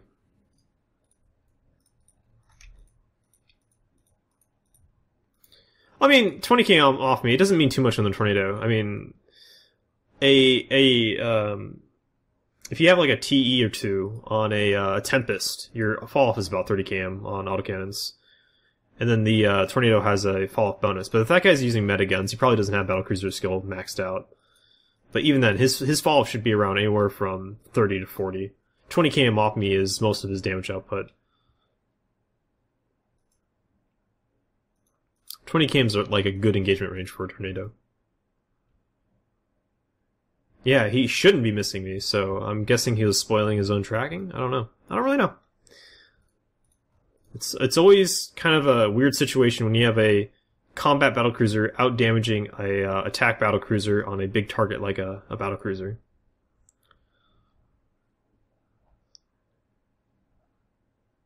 The little penis part of the tornado probably was really small in that tornado after looking at the kill mail.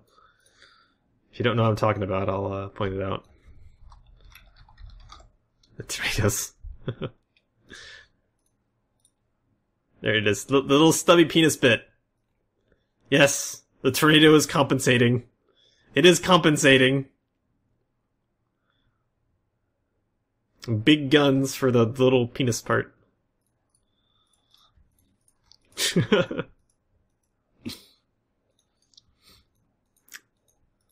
It may have a small cockpit, but it's very good at the web trick. Teehehehe.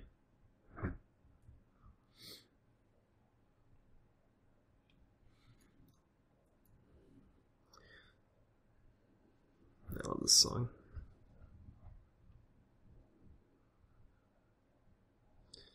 How do you... Is there like a now playing?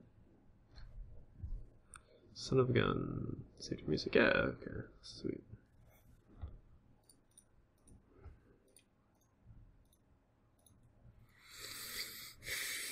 Yay, penis jokes. Absolutely.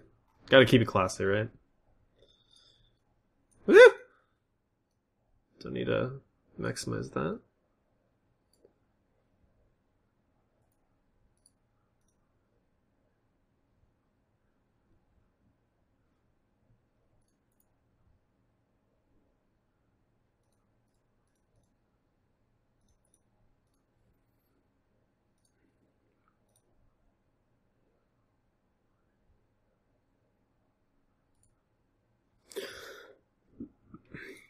This is a sexy ship, Katerin. This is one of my favorite ship pulls. I think Minmatar in general looks pretty cool. That's a worm on scan. Is he at the large? I don't think a worm can run a large. It may have the DPS for it.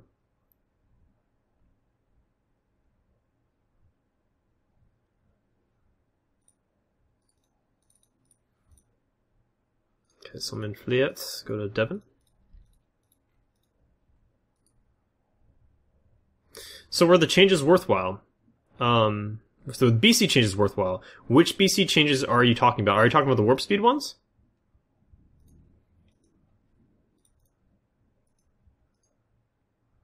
Not really sure what you're talking about, Tally.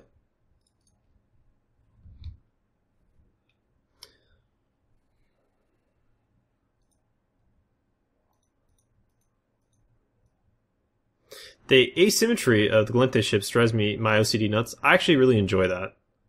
I really enjoy that, and that's something that's very typical of Eve ships.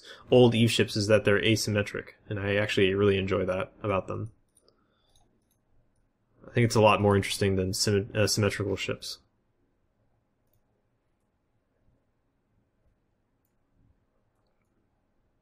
Most Gallente ships are symmetrical. The warp speed changes. They are fantastic, Tally. I have not had the pleasure of running around in a command ship, but even the T1 battlecruisers with the 0.2 warp speed increase, it's very noticeable. It feels a lot better when I'm running around.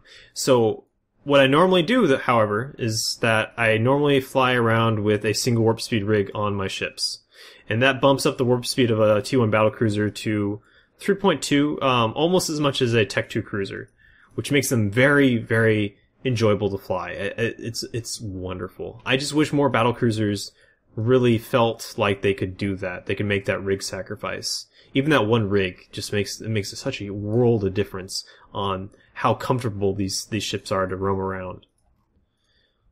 But even if you're not running around with a warp speed rig, moving from 2.5 warp speed bracket to 2.7, very noticeable, feels really good. And I think it's more or less like an acceptable warp speed. I mean, I wish it was 3. I'm always going to push for 3 because 3 AU per second is bearable. It's a very enjoyable warp speed. It marginalizes this one of the most boring aspects of this game, which is going from point A to point B in a system over and over and over. If you're, say, roaming around, or if you're moving your ship, or you're moving your assets, the greatest time sink in this game is moving from point A to point B. And the fact that they're trying to balance the game based on how enjoyable this game is, i.e., how quickly you move from point A to point B, is fucking nonsense. So I'm always going to push for 3.8 AU per second on BCBS. On capital ships, I feel like they should be a fair bit slower. I'm kind of okay with them being slower. I think with the warp changes, they actually gain some warp speed. But they also have their jump drive, so they always have that too. You like the organic design of Gallente? Yeah, I agree with you. It does look pretty good. Here's a Ferox. That guy's boosting. There's the smaller stuff. Anything at the large? No. Moving on.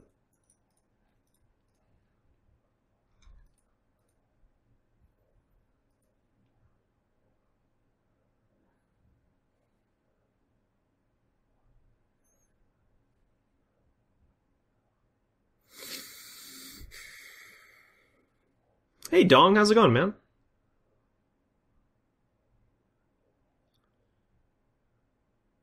The day they go Condor on it, on what? On the Atron and make it all symmetrical? I'll cry, yeah. Wait, asymmetrical? You mean symmetrical? The Atron's asymmetrical right now. I think. Quite certain. Oh god. Yeah, it's asymmetrical. It's got a wing. Yeah, if they make that thing symmetrical, I'd be crying too.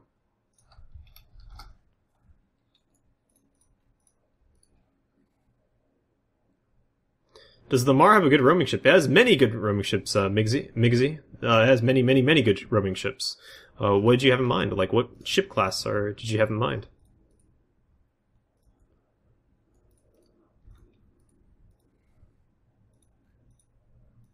That's why I meant beer. Oh, you meant beer? Yeah. Well, that's a good thing to mean. It's something everyone can get behind.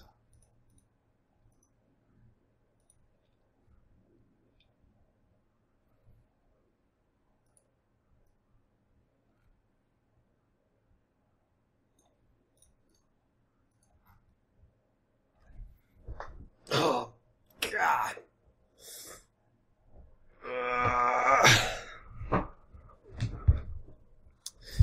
Kingdom for a back massage. What kind of drones are those? T1. They can rot.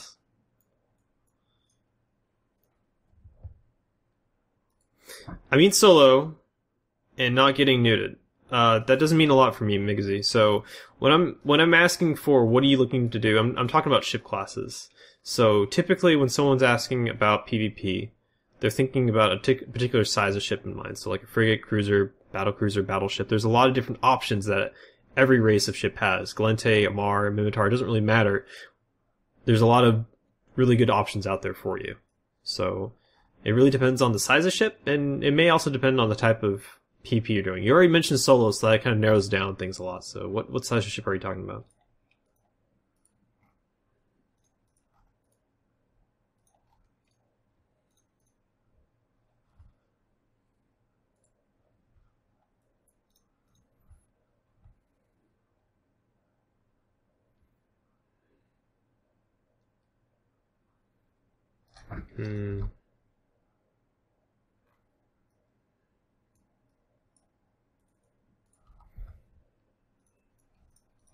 A cruiser size. As far as solo stuff goes, the Augur Navy issue is a decent fast-moving ship. It has 2 utility high slots that can be used for neutralizers. It's limited on mid slots, so it has a little bit harder time dealing with smaller ships. But the high slots, I mean, it can those utility high slots, the high slots that you can't fit guns to. You don't have the hard points for them. You can put neutralizers in there, and it's actually a pretty reliable ship. It's essentially a tankier version of the Omen Navy issue. The Omen Navy issue, it's usually used in gangs for killing smaller ships, anti-support, as an optimal range bonus, which allows it to hit out very far with the lasers or beams. Usually it uses pulse lasers. And does a very good job of killing smaller ships. So it's a very popular ship. And you can use that for solo pretty reliably. Let's see, other Amarr ships that are pretty good for solo. I think the Arbitrator is a pretty good option. I think I may have a fitting saved. I could show that. It's something you won't see many players recommending. I don't have it saved over here. I can open EFT really quick. There's a couple of different ways to go about the Arbitrator. But the way I like to do it is in a shield gank configuration. And I do not have it saved. That's unfortunate.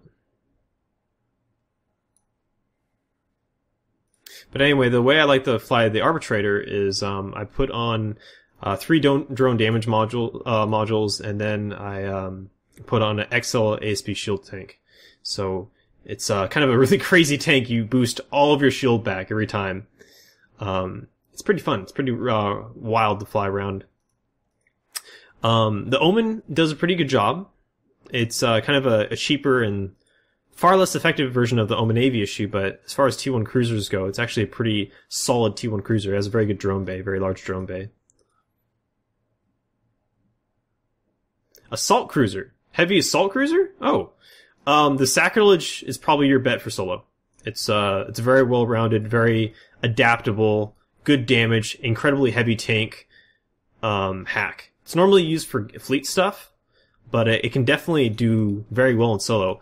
Typically for a Sacrilege, you would fit a dual armor, medium armor repair fit to it, go with the MWD Scram Web, fit a bunch of heavy assault missile launchers, and probably a Newt, and then maybe a ballistic controller too. It really, you can go more tank or more gank. It's really up to you. It's a very solid ship. It's a bit expensive for most people's taste, but it's a very solid ship, very adaptable ship. You can deal with a lot of different circumstances.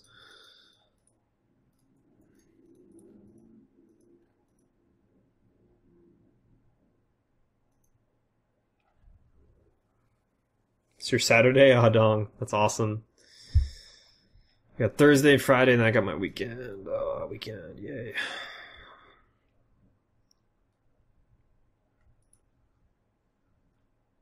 Yeah. Curse isn't a bad solo ship as well, and given its D-scan immunity, it can actually be a little bit easier for a Curse to get fights because of it. It's harder, it's harder to see. But Curses tend to be death traps for players. Players tend to die when they try to solo the Curses.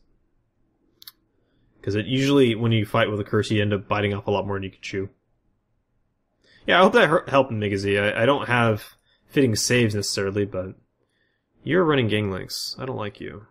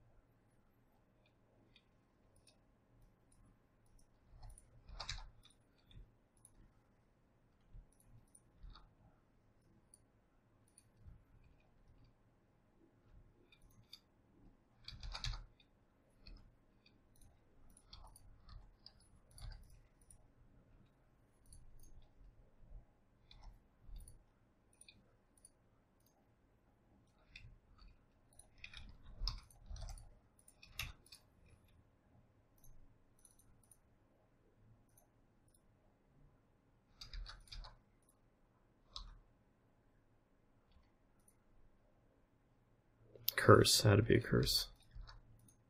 And I'm also using Rage against a comet that's not all that good.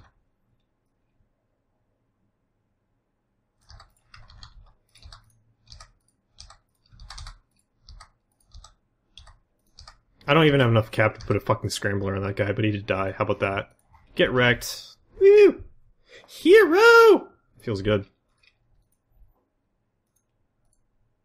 So that's what I feel is kind of interesting. So I was able to bump the shit out of that Hurricane. Why is that? Why is that even though the Hurricane has way more mass than a Tengu, that I was able to bump the shit out of that guy, and that Tengu I bumped was able to make it back to gate no problem? What? I don't... Okay, let me look up the Hurricane. Let me look at the mass in the Hurricane. Maybe I'm missing something here.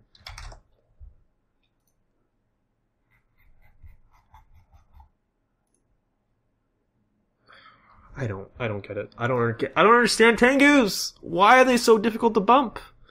Is their agility, maybe? They're more agile. Maybe it's their agility. Maybe it's the amount of inertia to them. I don't know. Maybe it's their agility.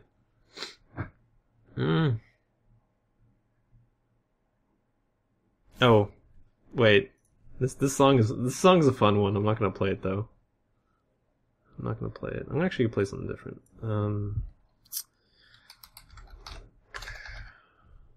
Play this guy. And I'm gonna play my favorite song from Fluke. God, I fucking love this song. Well, that was cool. I killed a Link ult, and I killed a Comet on top of it. How's about them apples? T1 Lynx too. This is becoming more and more of a thing. I find it frustrating that people are running more with T1 Lynx. That's, it's not all that dumb. It's actually very cheap, and it's, excuse me, it's pretty similar to command ships and Tech 3s in effectiveness. Especially if you run with the Mind Link.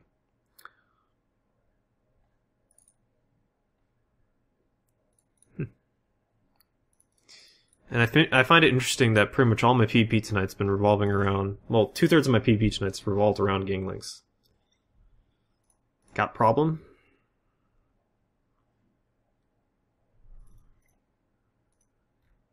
Pretty much Tally. Win because Lynx died. No, I mean, we traded actually very well there. Between the Hurricane and the Comet, it's pretty much the cost of the Cyclone. In fact, maybe a little bit more. We traded very well.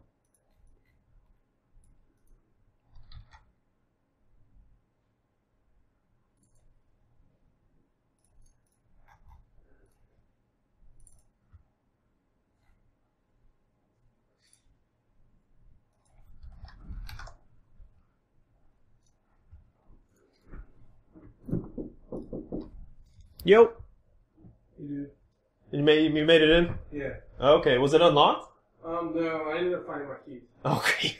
Alright, cool. No problem, thank you, man. Yeah, cool. Glad you found them.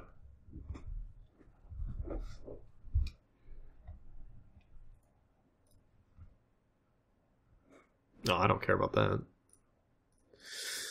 Well, I think I may make one more trip into Calgal, because I think that's going to be a lot more hopping than anywhere else. So we'll try that one more time. Let's make sure that we're insured. Do we got the insurances? No, we do not. Let's do that.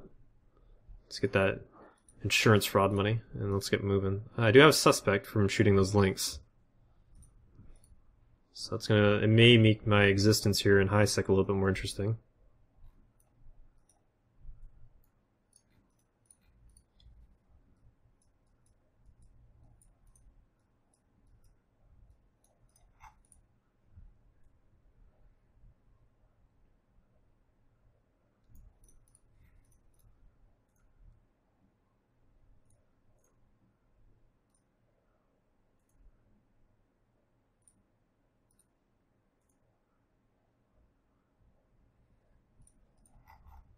I know Helmet Chick more or less busted my Insta. I wonder how many people are going to be with Helmet Chick to shoot me. The last time they chased me, they had a number of duders. And if he/she does chase me, it's going to have logistics, so I really have no desire to fight them in high sec. It does not look like they're chasing. I know Helmet does a lot of station camping stuff. I don't know how often they actually move off. Alright, Tally, have a good one.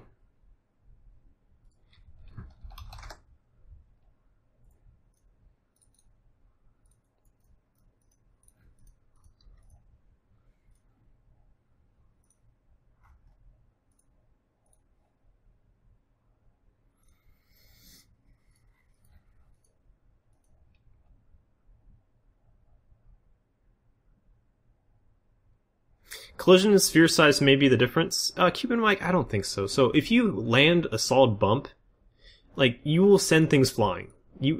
Things will go flying. And typically the more mass something has, the longer it will stay flying. But I think because CSP has this agility attribute to ships, if something is more or less agile, then it's going to stay flying for a very long time. For example, a dreadnought has very poor agility and very high mass.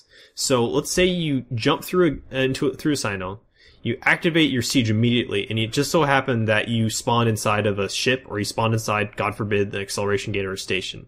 You will go flying forever. Same thing happens with triage carriers. It happens all the time. People go through a Sino, and then they hit their siege module immediately, and then they go flying, and they will be flying forever. They will be flying forever and ever and ever. Because they have high mass, and they have virtually no agility. So I think it may have to do with that agility attribute. So when I hit the bump on that Link Tengu over in Amamok, one, I webbed him. I shouldn't have. I didn't web that Hurricane, so he flew a lot longer than the Tengu. And two, I think the Tengu just doesn't hold on to momentum as long.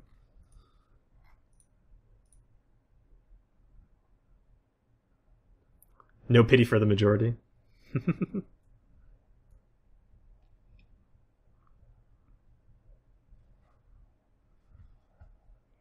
Is that actually the name of the KMFDN song I was playing at the time? Katerin? I'm kind of curious. Oh, God. This can be problematic. That guy has 2 geckos assigned to him. So that's going to be a drone Proteus? I could probably kill this Condor. And then they have a Griffin. Is that Griffin with him? I probably should try to approach here. Nope, Griffin's not with him. I'm going to try to burn away. Might be a bad idea, but I'm going to try it anyway.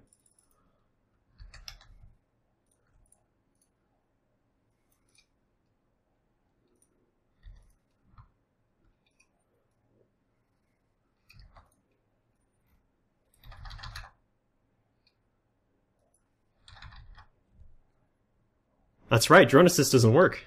Haha, take this.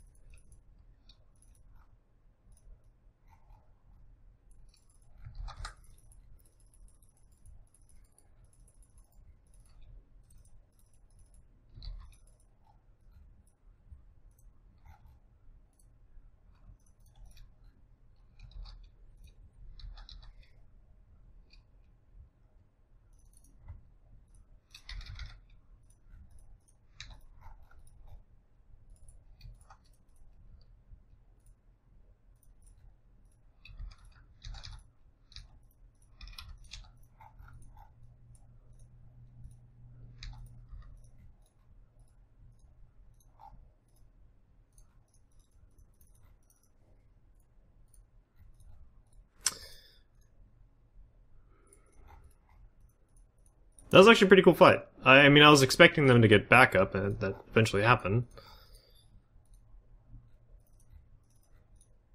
Very happy and very thankful that the Myrmidon did not have a Scrambler fit. Very, very, very, very, very thankful for that. And there I had the reloading bug on the cap booster. I'm hoping this Myrmidon MJDs at me. I don't think they understand that, though. So they probably won't do that.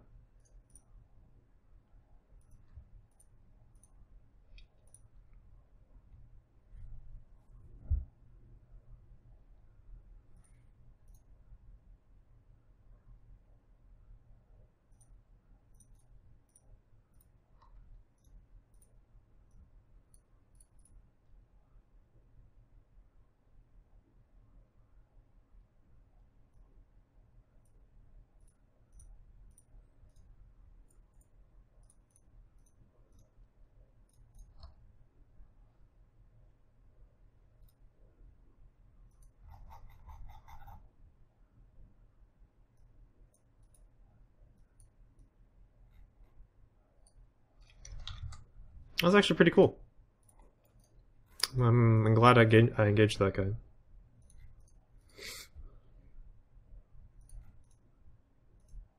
Why couldn't you use that jumping thing earlier? No cap? Yeah, the MGD does take capacitor. I did not kill any geckos. The geckos survived. Not a gecko died there. Unfortunately, when you can webify a drone, you cannot scramble drones.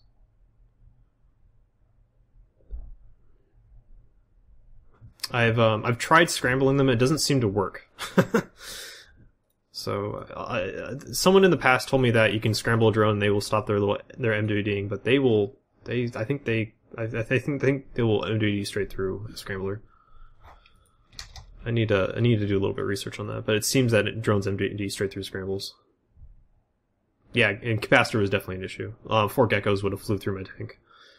I was hoping that if the Proteus put out its geckos and they were low HP, I would have probably stuck around for a little while there and tried to have killed them. That would have been a thing. Oh, please, God. Please, please, please, please, please, please, please be a peep here and want to shoot me. Okay, fine, whatever. I lost my suspect. What all did those guys have? They initially had an RC boat, I think, Condor to get initial tackle, or maybe a sensor booster to Condor, and a Proteus that was assigning geckos. However, you cannot assign things. Assigned drones only, or assisted drones only work against war targets, against outlaws -10, or against or when you're in nullsec. When you're nullsec, drone assisting works perfectly. But because I was a suspect and I wasn't actually -10, the geckos that were assisted to the Condor did not go after me. They would have worked fine, I think, against vac war targets, which I think is what that camp was for.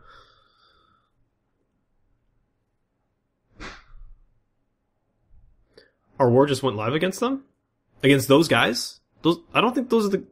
Against these guys? These people? We have a war against them now? Really? What? I don't understand. Wars? Our wars? Not involved in any wars. You confused me, sir.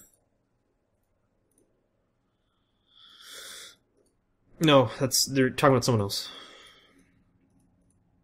I'm not in your lines. Oh! Oh, Adriel, I understand.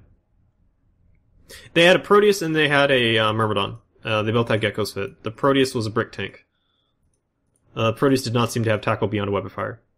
The Myrmidon had a long point and web of fire. I don't really know what their tanks are. Given that they're using geckos, I wouldn't be surprised if they have faction fits.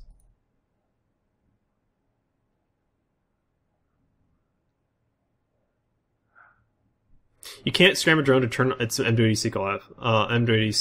MWD cycle off. Gotcha. Okay, that's good to know. I'll stop scrambling drones then. Someone told me for a while that it worked, and it seemed to work at times. Solo Enterprises. These are the guys I just engaged in high sec.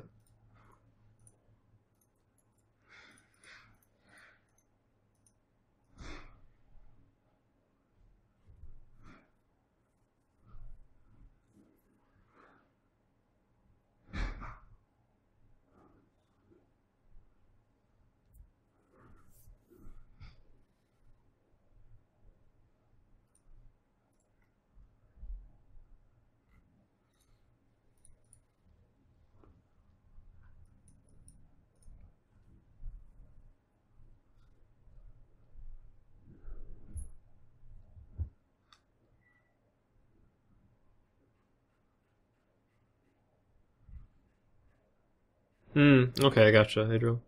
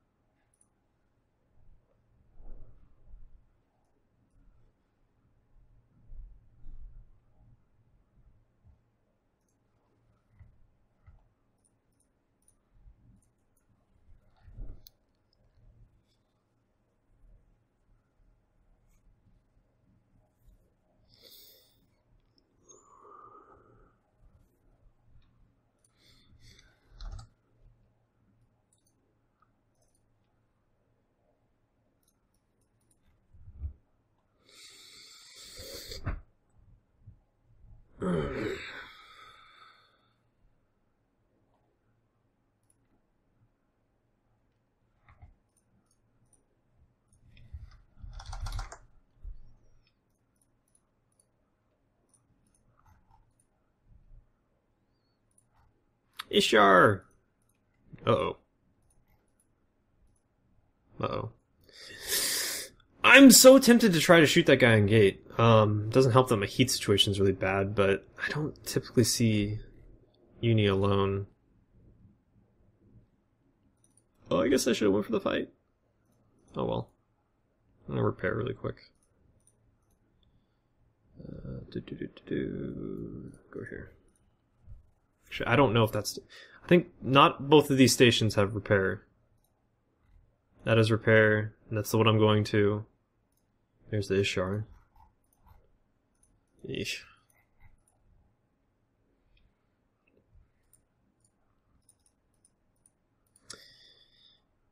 It'd be interesting going against a Ishar. Most Ishar fits are shield gank, which means they don't have much buffer to them. But I would be tanking sentries, and if this guy has a flight of like geckos or zerkers or even ogres, it would tear through my tank with sentries. I don't know if I can kill a Ishtar under sentries. I'd try. I kind of miss the days where hacks didn't have like amazing attributes to them, where they're just had Tech 2 resists, and they're more or less faction cruisers with Tech 2 resist.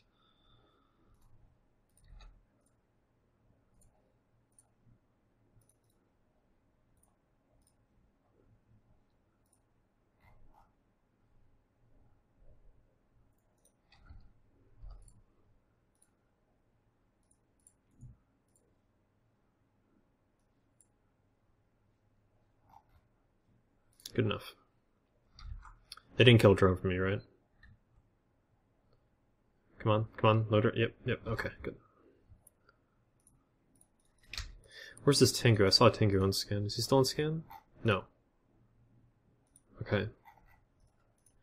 Well, I guess we'll go the same damn route and hope for good fights.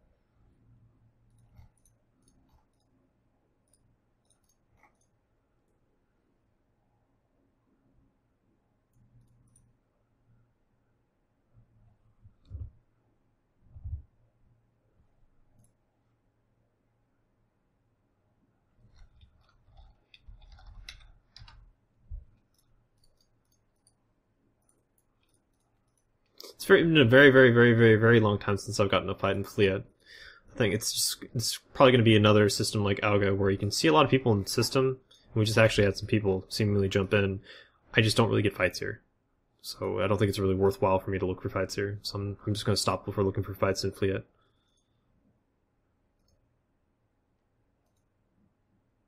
And they lost about half their membership about 4 hours ago, including the Proteus that shot you in the gate. Gotcha. Well, unfortunately, war decks in this game are awful. And they don't really work because people just leave, and it's like a holder corporation / alliances, and they'll just swap to whatever they want to do. I really wish there was a consequence for doing that, but there is not. So it's been a very broken mechanic for a very long time. And another really fun thing about war decks is that if you keep trying to war deck corporations that people make and join, after a while that's considered harassment, which is amusing. It's completely within the game mechanics, yet it will be eventually considered harassment. I think that's a joke. But I'm in Auga. I don't like that system, Sea Junks. I don't know how many fights you get over there, man. I just never get fights in Auga. Never, ever, ever, ever, never, ever, never, never, ever, never. Not a once. Like the only fights I ever really get in Auga are on the Cormona Gate. It's not at Plexus. Like, there's no reason for me to scan that system. It's only if, like, there's a gang moving through it.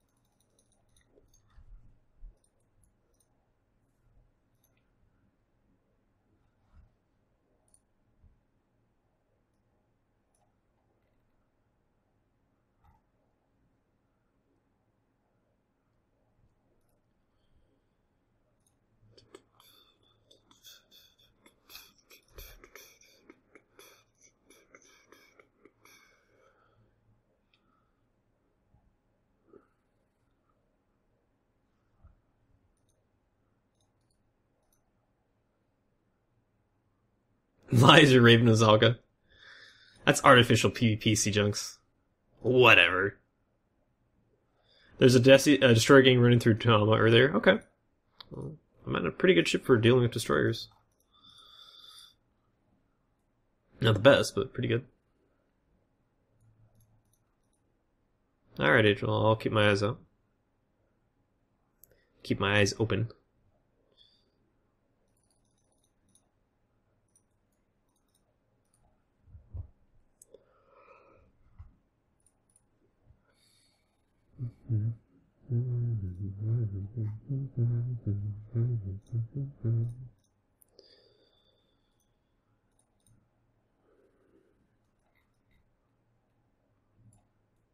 I did insure this guy, right? Yep.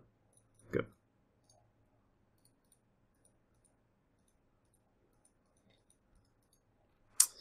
Pretty ship is pretty. So pretty.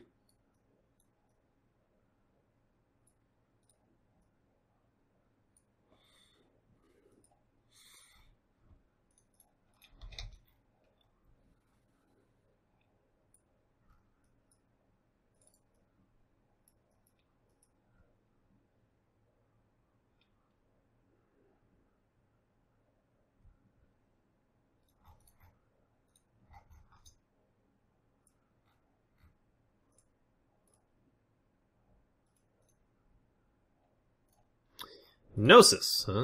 What's the Gnosis doing?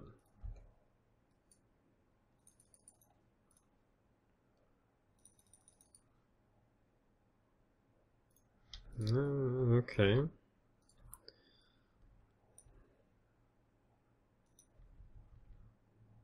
No, it's 30 degree that way.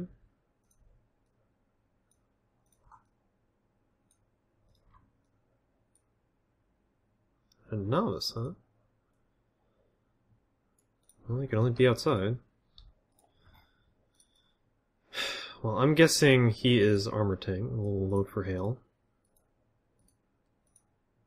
There's also Thorax that we'll primary the Thorax and go for the Gnosis.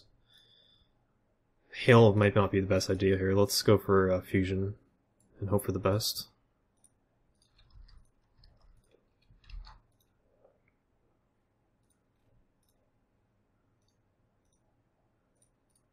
Most of the stuff's already moved. Damn. They're already warping. Fuck off. It's medium, okay. Actually, I wonder if this Tristan's gonna stick around.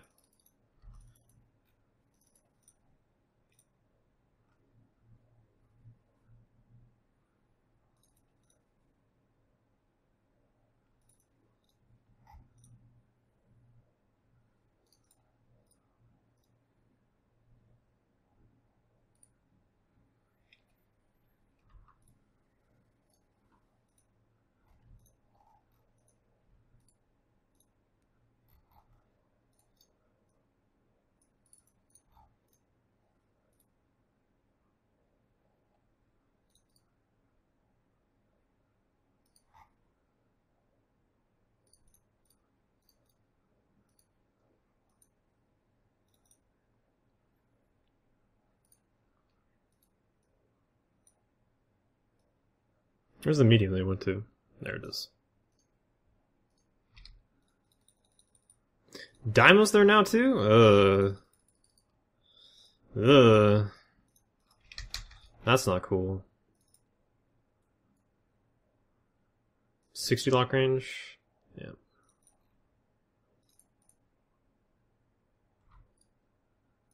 He's aligned. This is probably a waste of MGD. I'm gonna do it anyway though.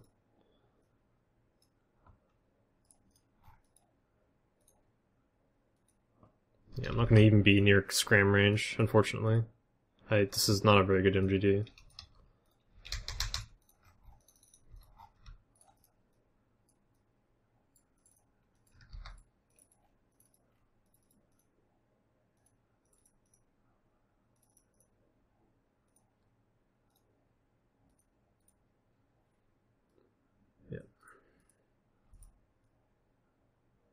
Where's that medium?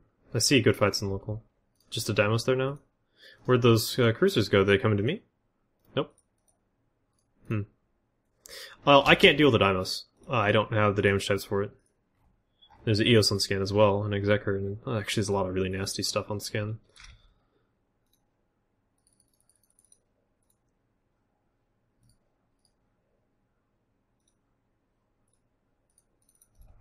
Okay, there's a Condor.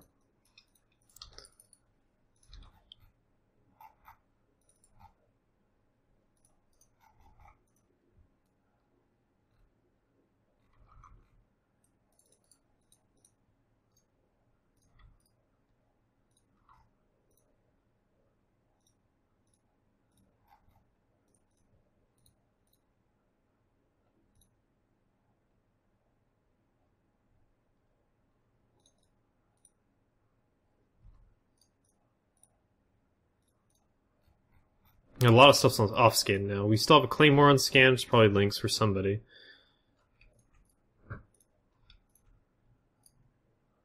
.7 out of a Condor, that's actually really fast. I would say that's a linked Condor. I think, anyway. Seems linked to me. We'll learn very quickly when it starts pointing me.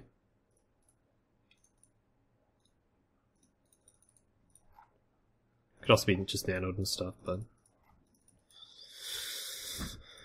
don't really know.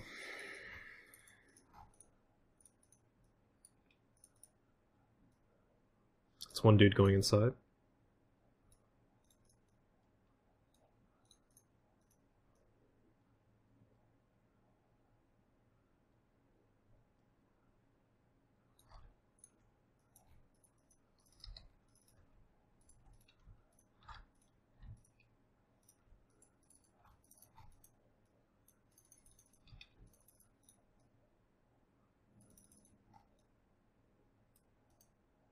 And he peels off.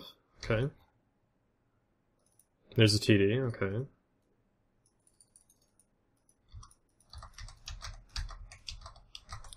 Fuck you, tackle! Fuck you, tackle! Not even good. Yeah, they seem linked. That's link speed.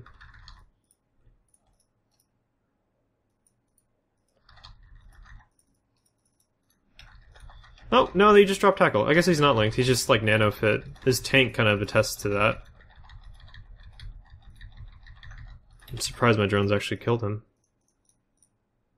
There's the Gnosis.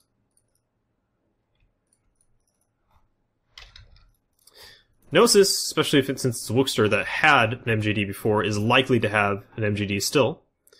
So he will be MGDing towards me very quickly. He's aligning, so he's MGDing. Or at least probably lining for the MGD. So I'm just going to try to pull range from the Gnosis. Pull further range anyway. There's a Griffin.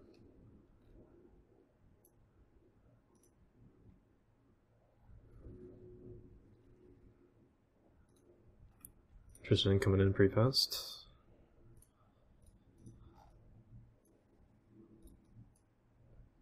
As is the Griffin. Griffin's gonna have better lock range than me. I'm gonna have a hard time putting drones on it before it does shit with me.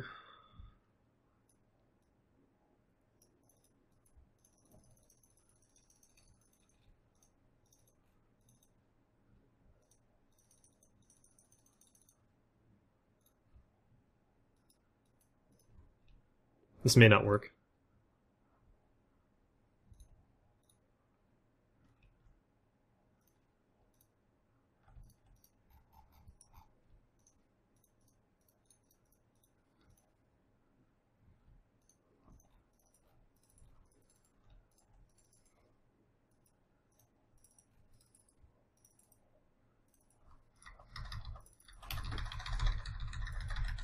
And it's out of my control range, which is incredibly frustrating. That is super duper awesome frustrating. And he's holding there, so I cannot do anything about that. Fantastic.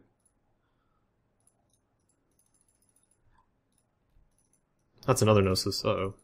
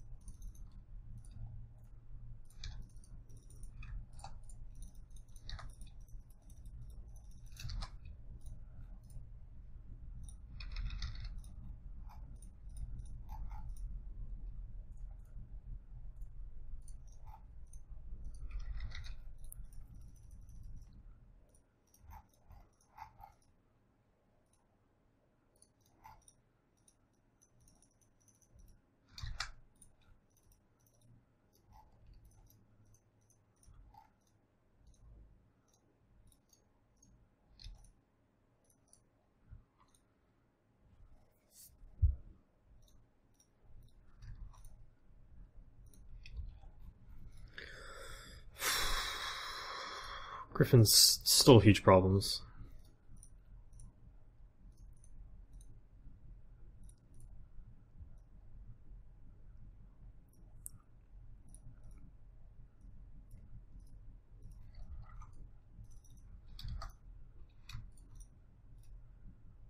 I know Wookster's trying to line up a MJD, and honestly, it's probably not a really good idea to let him do this, but I'm going to do it anyway.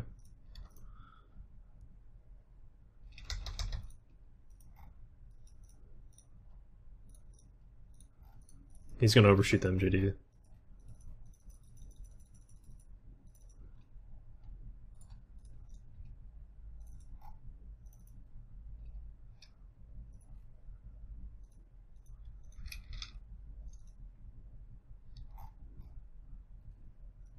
Is he MJDing? I can't tell. No, he's not MGDing. What are you doing, Wookster? Don't you want to fight? I guess not.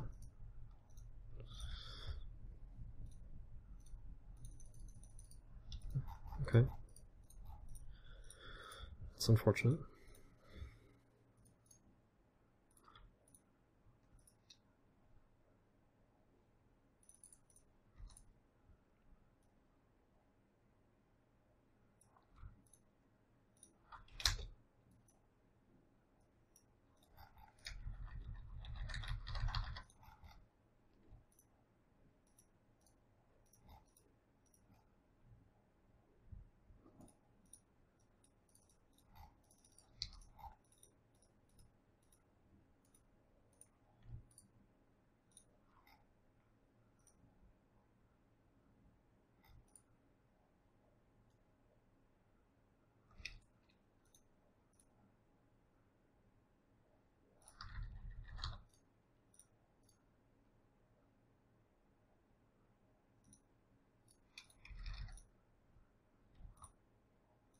Now he's lining it up.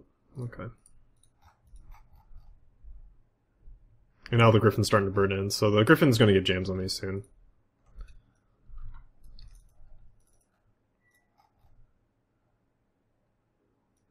I should start burning at the Griffin. What am I doing?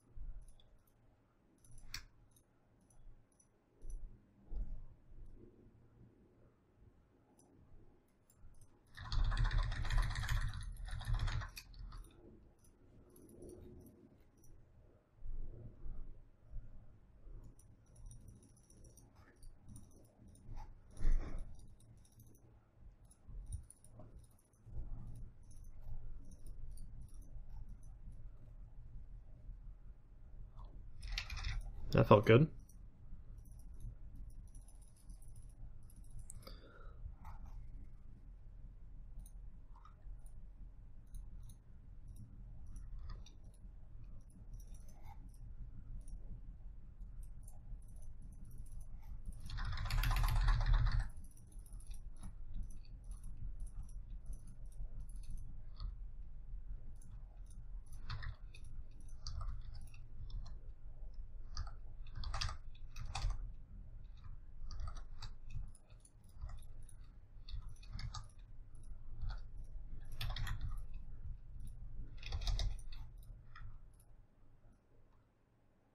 He's probably MJD fit, this other Gnosis.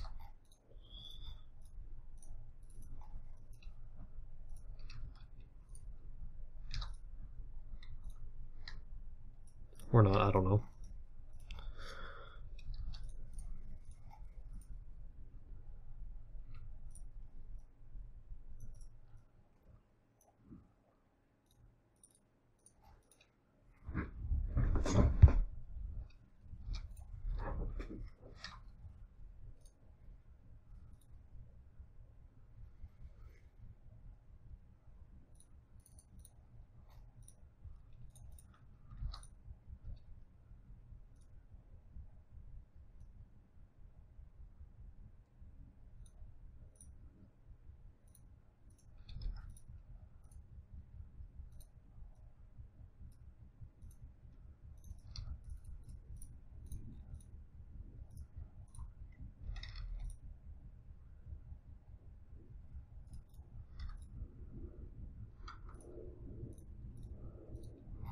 Unfortunately, the line time on a Gnosis is very fast. When this guy decides to fuck off, he's going to fuck off very quickly.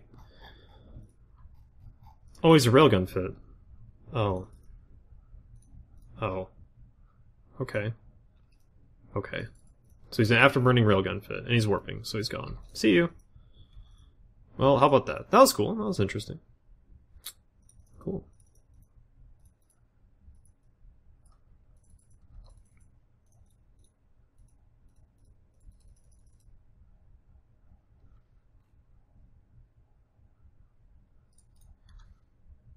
Now, what's this Thorax going to do? Is he also going to warp off?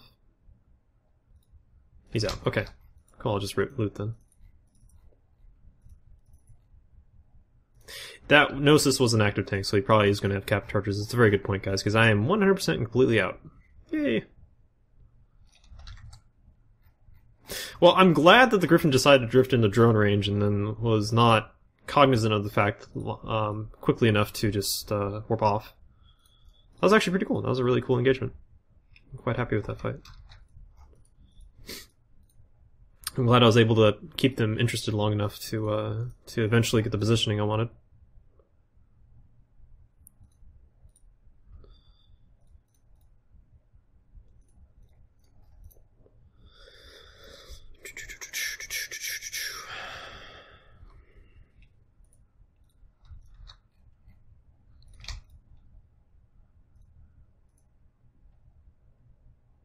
No. Lost the lottery in that one. I'll pull myself a loot, though.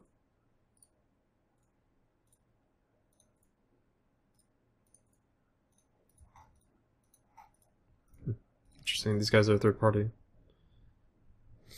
The Deimos means I'm not going to fight them, but it's interesting.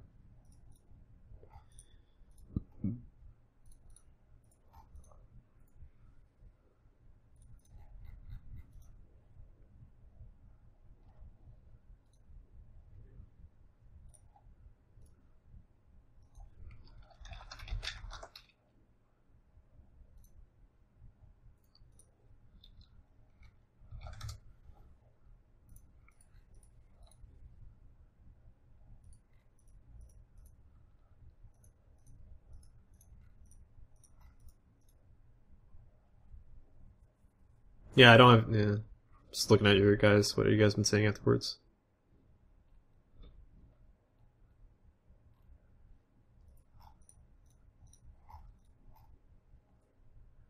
Was I over-repping that much? I didn't really see much over-repping, although it wouldn't surprise me.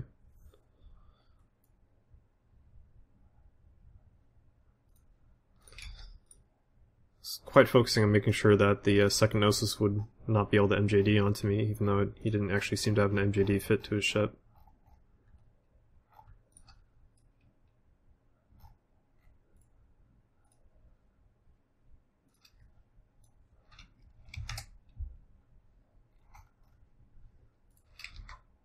No, we're in a couple cycles, okay. I'm quite happy with that. I'm quite happy with that. And I lost a... I think I lost a warrior and acolyte in that fight.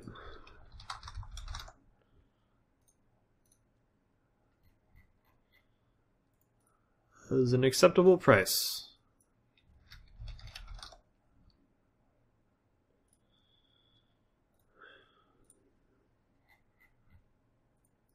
That too is an acceptable price.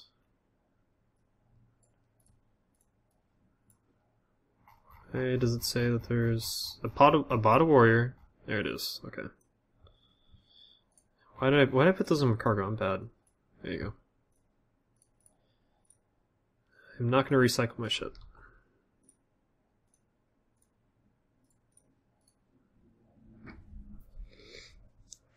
I read 4 times with 100% armor. Oh, yeah. Yeah, before the Gnosis kill. Yeah, so when after I MJD'd, yeah, okay. Alright, gotcha. It'll happen. I was really focusing on the overview. I'm okay with that. Thanks for the reminder, though. That is one of my big ticket items that I'm trying to improve on. Is watching everything. It's just very difficult to do, for me to do. I tunnel vision a lot.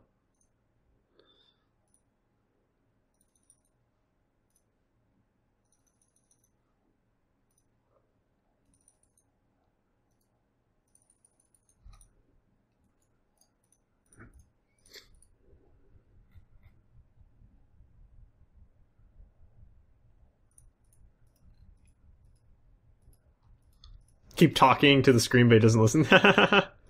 Yeah, that can be kind of funny when you're watching like an Eve stream and you try to push modules for them. Oh my god, wouldn't that be amazing? Have any of you guys watched like Twitch Plays Pokemon?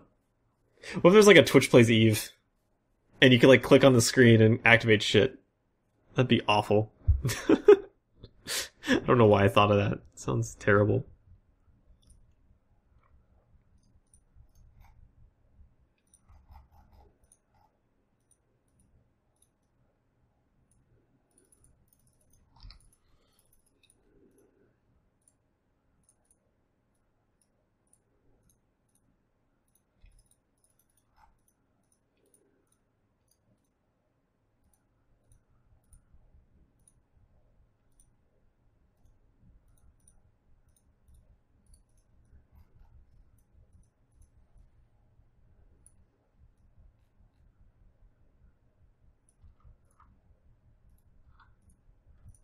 I hate that so much.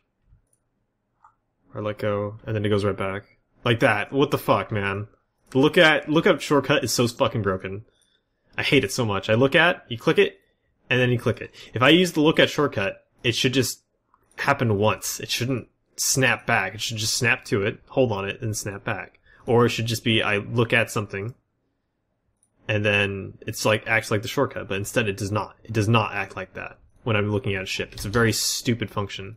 After telling Karker about it, she said working as intended, and that ticked me off too.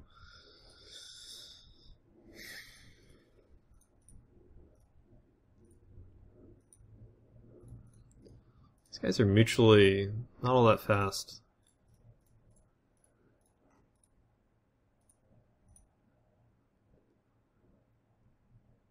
In fact, the Deimos is fairly quick of that group. I wonder if that Deimos is rail fit. I would hope, beyond hope, that Deimos is rail fit. If he's rail fit, then I can actually potentially fight that gang. But I highly doubt it. I really doubt it, and I can't look at him from here.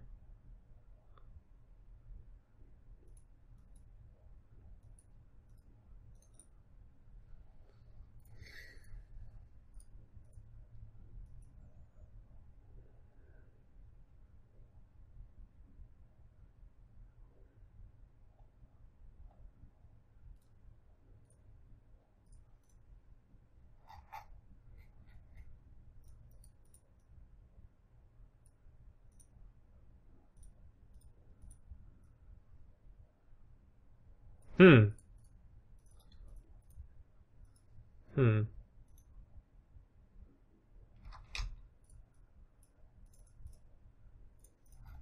Hmm.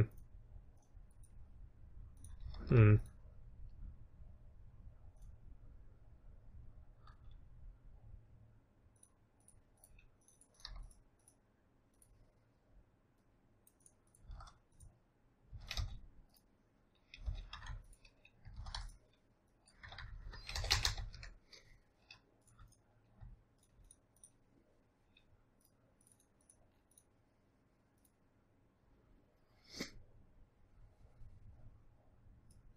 Oh, he just bumped me away from Rupture. That's actually not good with the TD.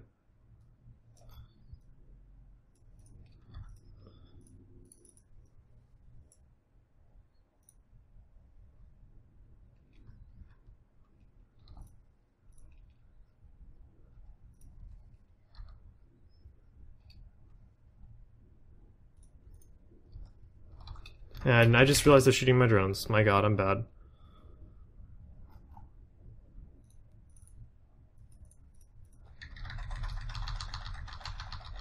That Deimos is piling in. Okay, this is not going to go well.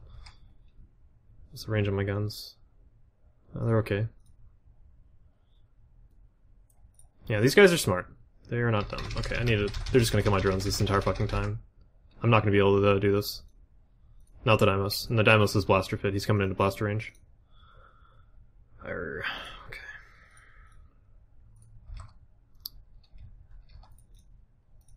Well, I need to swap.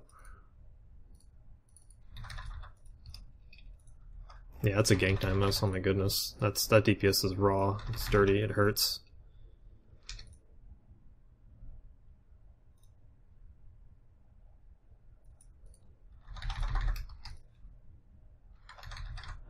Okay.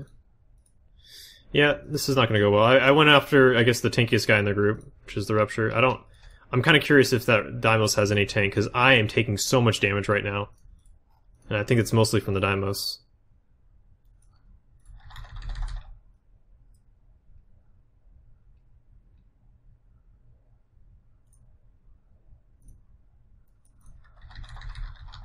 And I just lost tackle on the Omen because I'm not paying attention. I'm doing bad right now.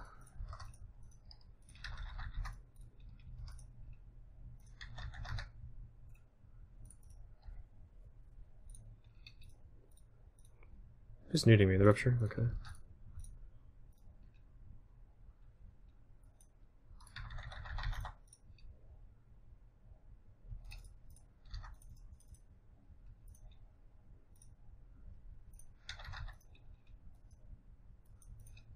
No. That was a decent enough fight. I just really handled it poorly, and they were smart enough to go for my ogres, and I was not smart enough to watch them.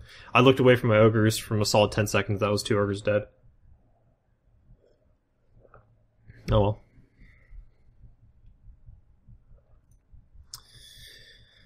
That's something frustrating about heavy drones right now. If you're not flying in a what are they called? Garista ship, they die really quickly. They die very quickly these days. That's a big reason why I tend to fly with faction drones, like faction ogres. They have double HP, so you have more time to actually recall them and pay attention to them and not be bad with drones. I mean, if I didn't lose the ogres there, I don't know. I mean, the Omen... Oh, God, I don't know what the fuck happened with the Omens. Like, I had him scramwebbed. He was like 4 came away from me, and he still pulled away. So I don't know if I tackled him.